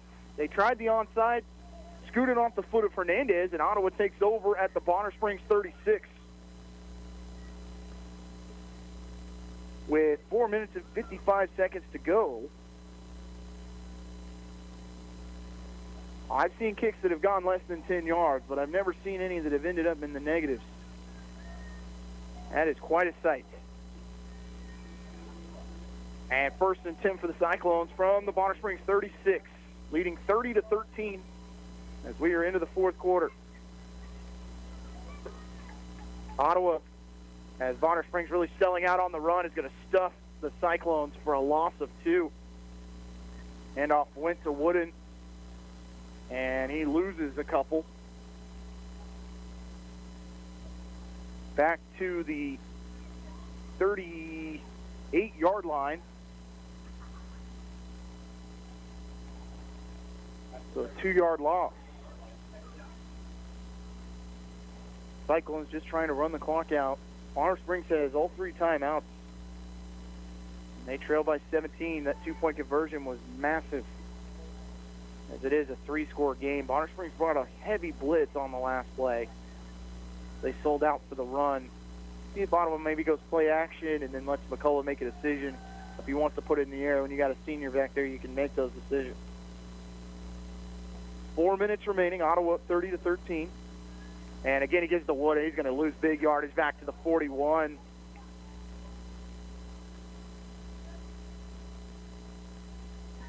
And clock is still running. So no timeouts taken by Bonner Springs, as Wooden gets dropped all the way back to the Bonner Springs 42. So in 2 plays, Ottawa lost 6 yards. And it's 3rd down and 16. But the clock runs. Ottawa's just got to waste a little bit more time here. They're running these plays a little quicker than they would probably like. Clock running. 3:19 left. Play clock at 22. Let this thing get under 10 seconds before we run another play. I expect Bonner Springs to call timeout, though, after this. Play action. McCullough, pressure put on, and he's going to get dropped in Ottawa territory by Braden Andrew. And that is finally the first time out for Bonner Springs with 3 minutes to play. Back to the Ottawa 47.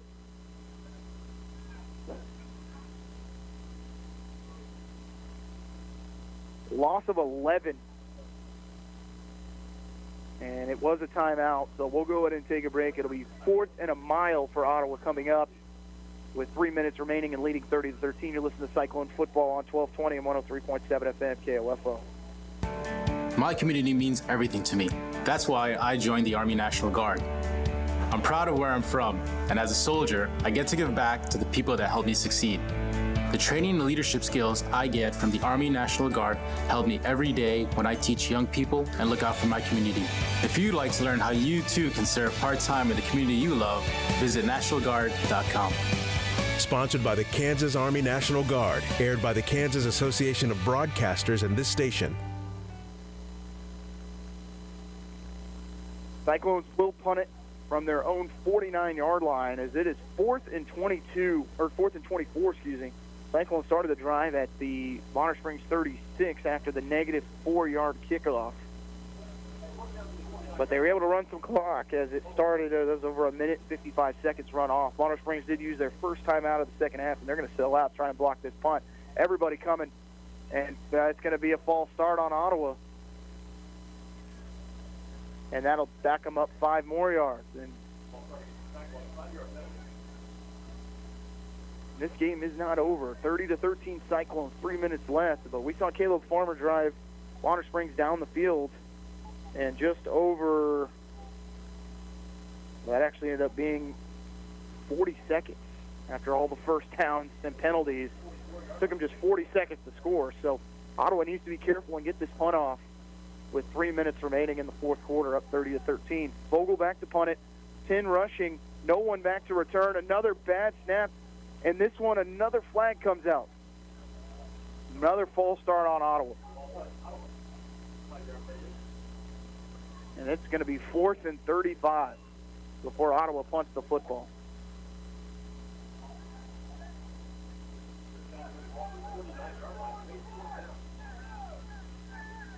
Ottawa has lost 35 yards from where they started, and they now will send a returner back, will the Braves. That snap, though, was going to be a problem for Vogel. This one better, and he will get the kick away. It's a spiral near the 30. It's fielded, and a big tackle at the 35-yard line. The ball came out. Did Ottawa recover? That ball came out, and we'll see which way they point as we wait and see. Then Ottawa did get it. Ripped the ball out of the returner's hands, and it's 1st and 10 for the Cyclones. What a play by Ottawa.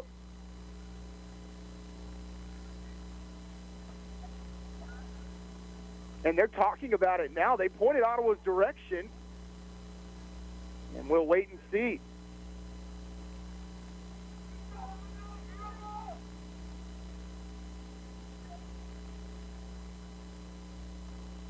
And Ottawa's sending their defense out there currently. The official definitely pointed Ottawa's direction, and they reversed the call. So it is Bonner Springs football at their own 37 with 2 minutes and 54 seconds remaining. Farmer drops back, plenty of time, rolls to his left. Pressure finally being put on. Throw across the middle is caught, but it's in play, or inbound, and short of the first down. And Creech makes the tackle. The pass was completed to Wentz as he picks up 8 on the play. 2nd and 2. Farmer drops back. Again, great protection. Wants to go deep and does. Receiver ran the wrong route, but the ball was thrown past the secondary as well, and it'll be 3rd and 1 on the incompletion.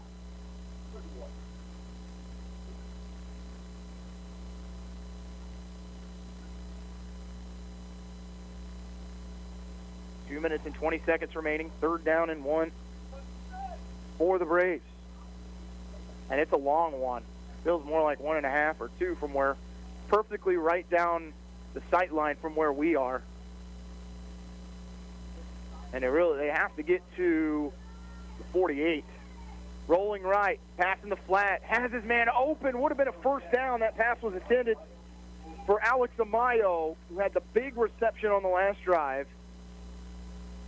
That got him inside the red zone, and now it's 4th and 1 for the Braves.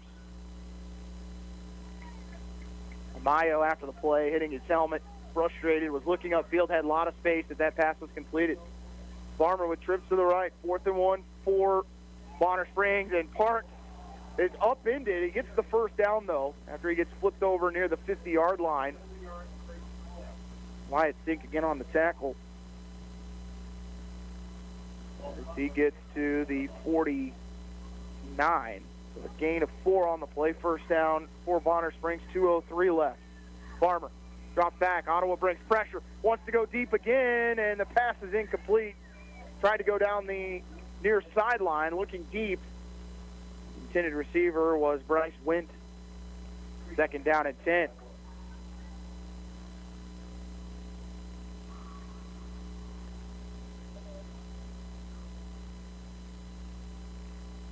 Second and 10 from their own 49 for Bonner Springs, trailing 30-13.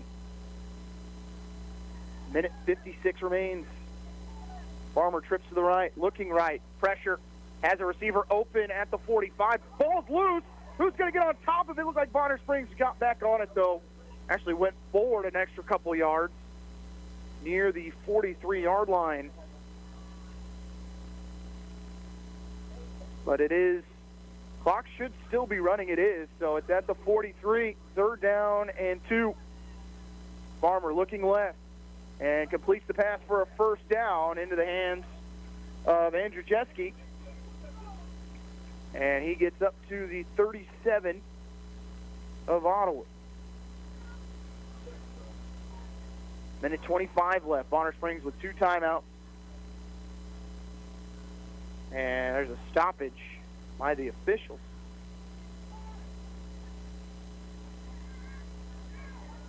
Where the ball is marked at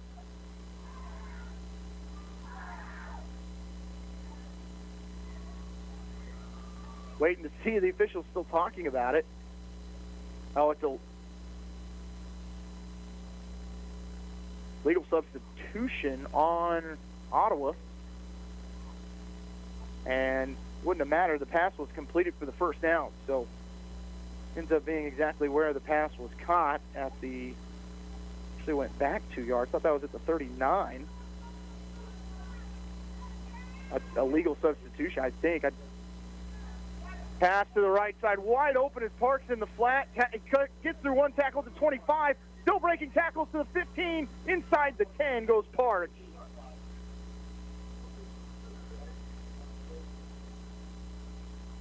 As he gets down to the 10, a 29-yard completion for Farmer, and this offense has completely changed since he entered the game on the last drive.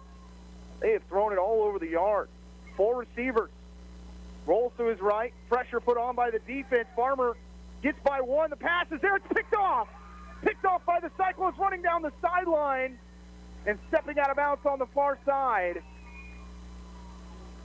And an interception. Salted away for the Cyclones. That interception by Kieran Reed Cox. And 1st and 10 for the Cyclones. And they can run out this clock with 58 seconds remaining. Farmer did everything he could on that play to extend the play, but then let it go late. Probably should have thrown it onto the 8th lane of the track. And Ottawa takes over 1st and 10 from their own 18 and should be able to go into victory formation with 58.2 to play. And what a night for the Cyclones, as they are going to pick up win number 2 and improve to 2-3 on the year. And pick up, more importantly, their first home win of the season and avenge that loss a year ago as the Braves defeated Ottawa 37-21. Ottawa with only 10 players on the field right now. Can't run a victory formation like that. And I think Ottawa's going to have to use a timeout. They will use their first timeout of the second half. But 2 kneel downs should do it. Now on Wall of Honor night, they recognize the 2020 and 2021 class. We'll get those names to you during this timeout one more time, as we want to make sure we recognize those individuals. For the class of 2020, Troy Gleason, an OHS class of 1979, Dr. Ryan Cobbs, class of 95, Blaine Finch, class of 95. 2021 class, Claude Wilson, class of 1921, Bill Green, class of 1965, and Josh Walker, class of 1998. Congratulations to all of those. That is the Wall of Honor, highest honor that an OHS grad can bestow upon a graduate. That now brings the total to 78 former Cyclone grads on the Wall of Honor, as the Cyclones will go into the victory formation. They're actually going to line up with that heavy I set. They're going to run the football. And it is Wooden on first down with 54 seconds remaining. He'll pick up a couple. No timeout taken by Bonner Springs. Now they will take it. No, the clock stopped for a second.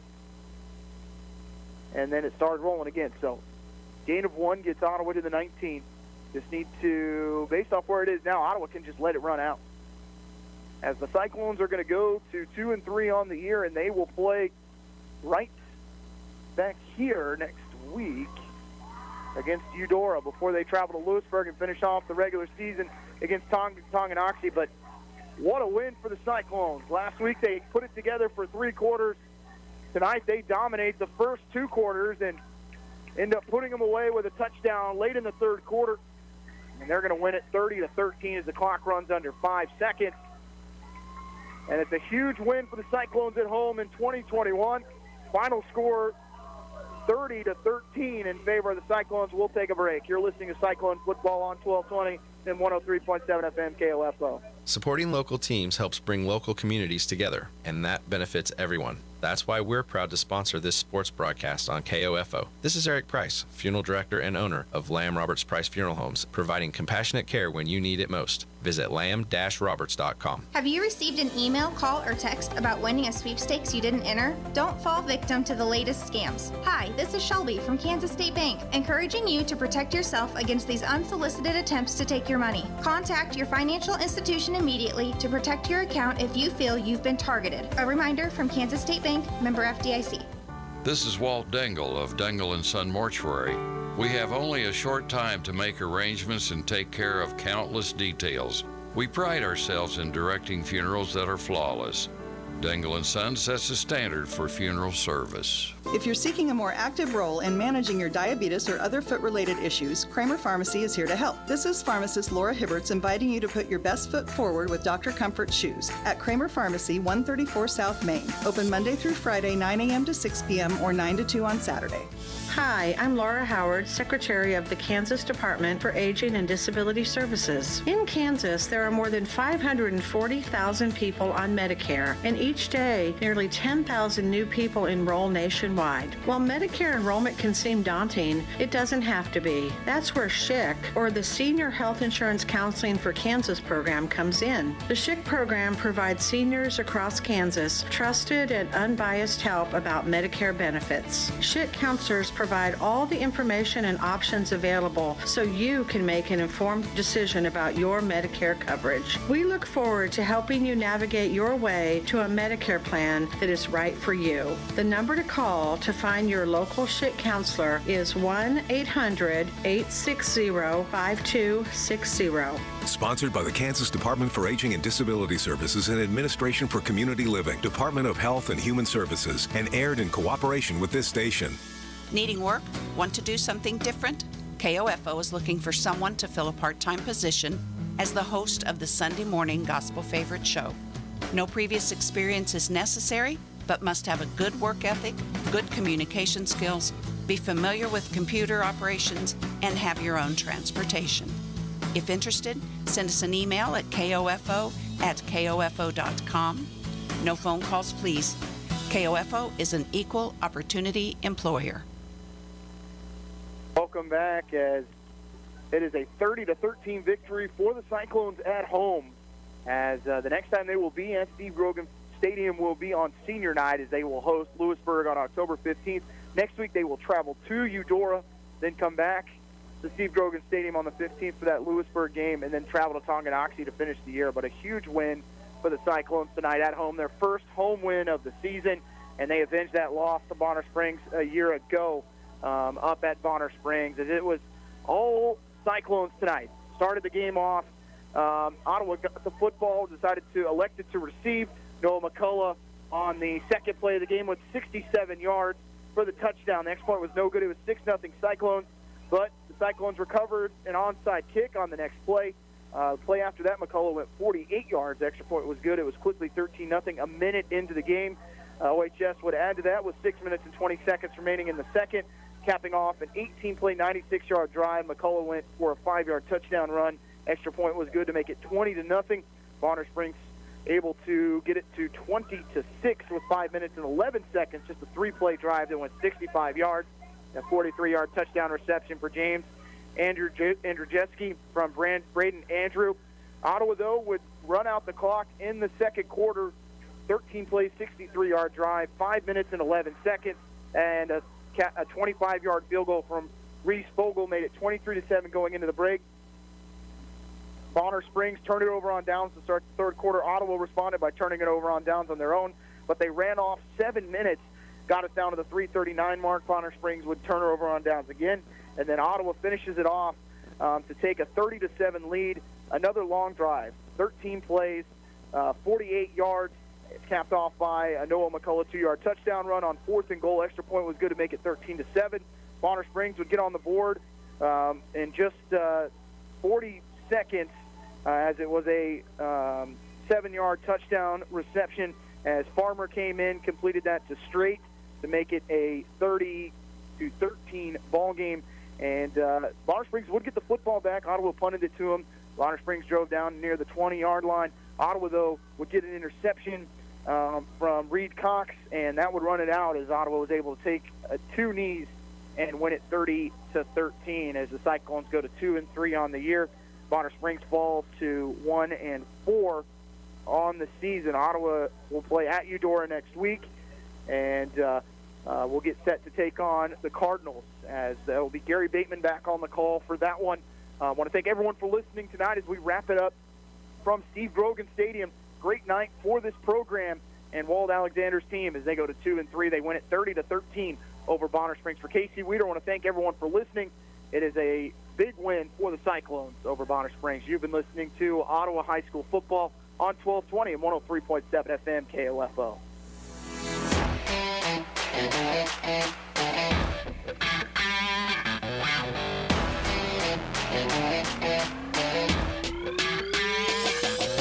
Thank you for listening to this broadcast of Ottawa Cyclone football on KOFO. Brought to you by Advent Health Ottawa, CarStar, Kansas State Bank, Quality Structures, and by Sutton's Jewelry, the Ottawa Herald, Dingle & Son Mortuary, and Kramer Pharmacy. Ottawa Cyclone football on KOFO is also brought to you by Adamson Brothers Heating and Cooling, Ottawa University, Lamb Roberts Price Funeral Home, Arvest Bank, and by State Farm Insurance Agent Keith King, Ottawa High School, Ottawa Chiropractic Clinic, and the City of Ottawa. For more information about our Ottawa Cyclone football broadcasts, visit the KOFO sports page at KOFO.com and listen Monday through Saturday for the KOFO sports calendar. This has been an exclusive presentation from your sports source for East Central Kansas, KOFO. Here's your exclusive KOFO Weather Center forecast. Want to get dirty? Listen to the KOFO Red Dirt Song of the Day every weekday morning at 8:55 on 1220 and 103.7 FM KOFO. Tonight, a 20% chance of showers after 3 in the morning, overcast with a low of 63. Tomorrow, 70% chance of showers before 10 in the morning, overcast with a high of 74.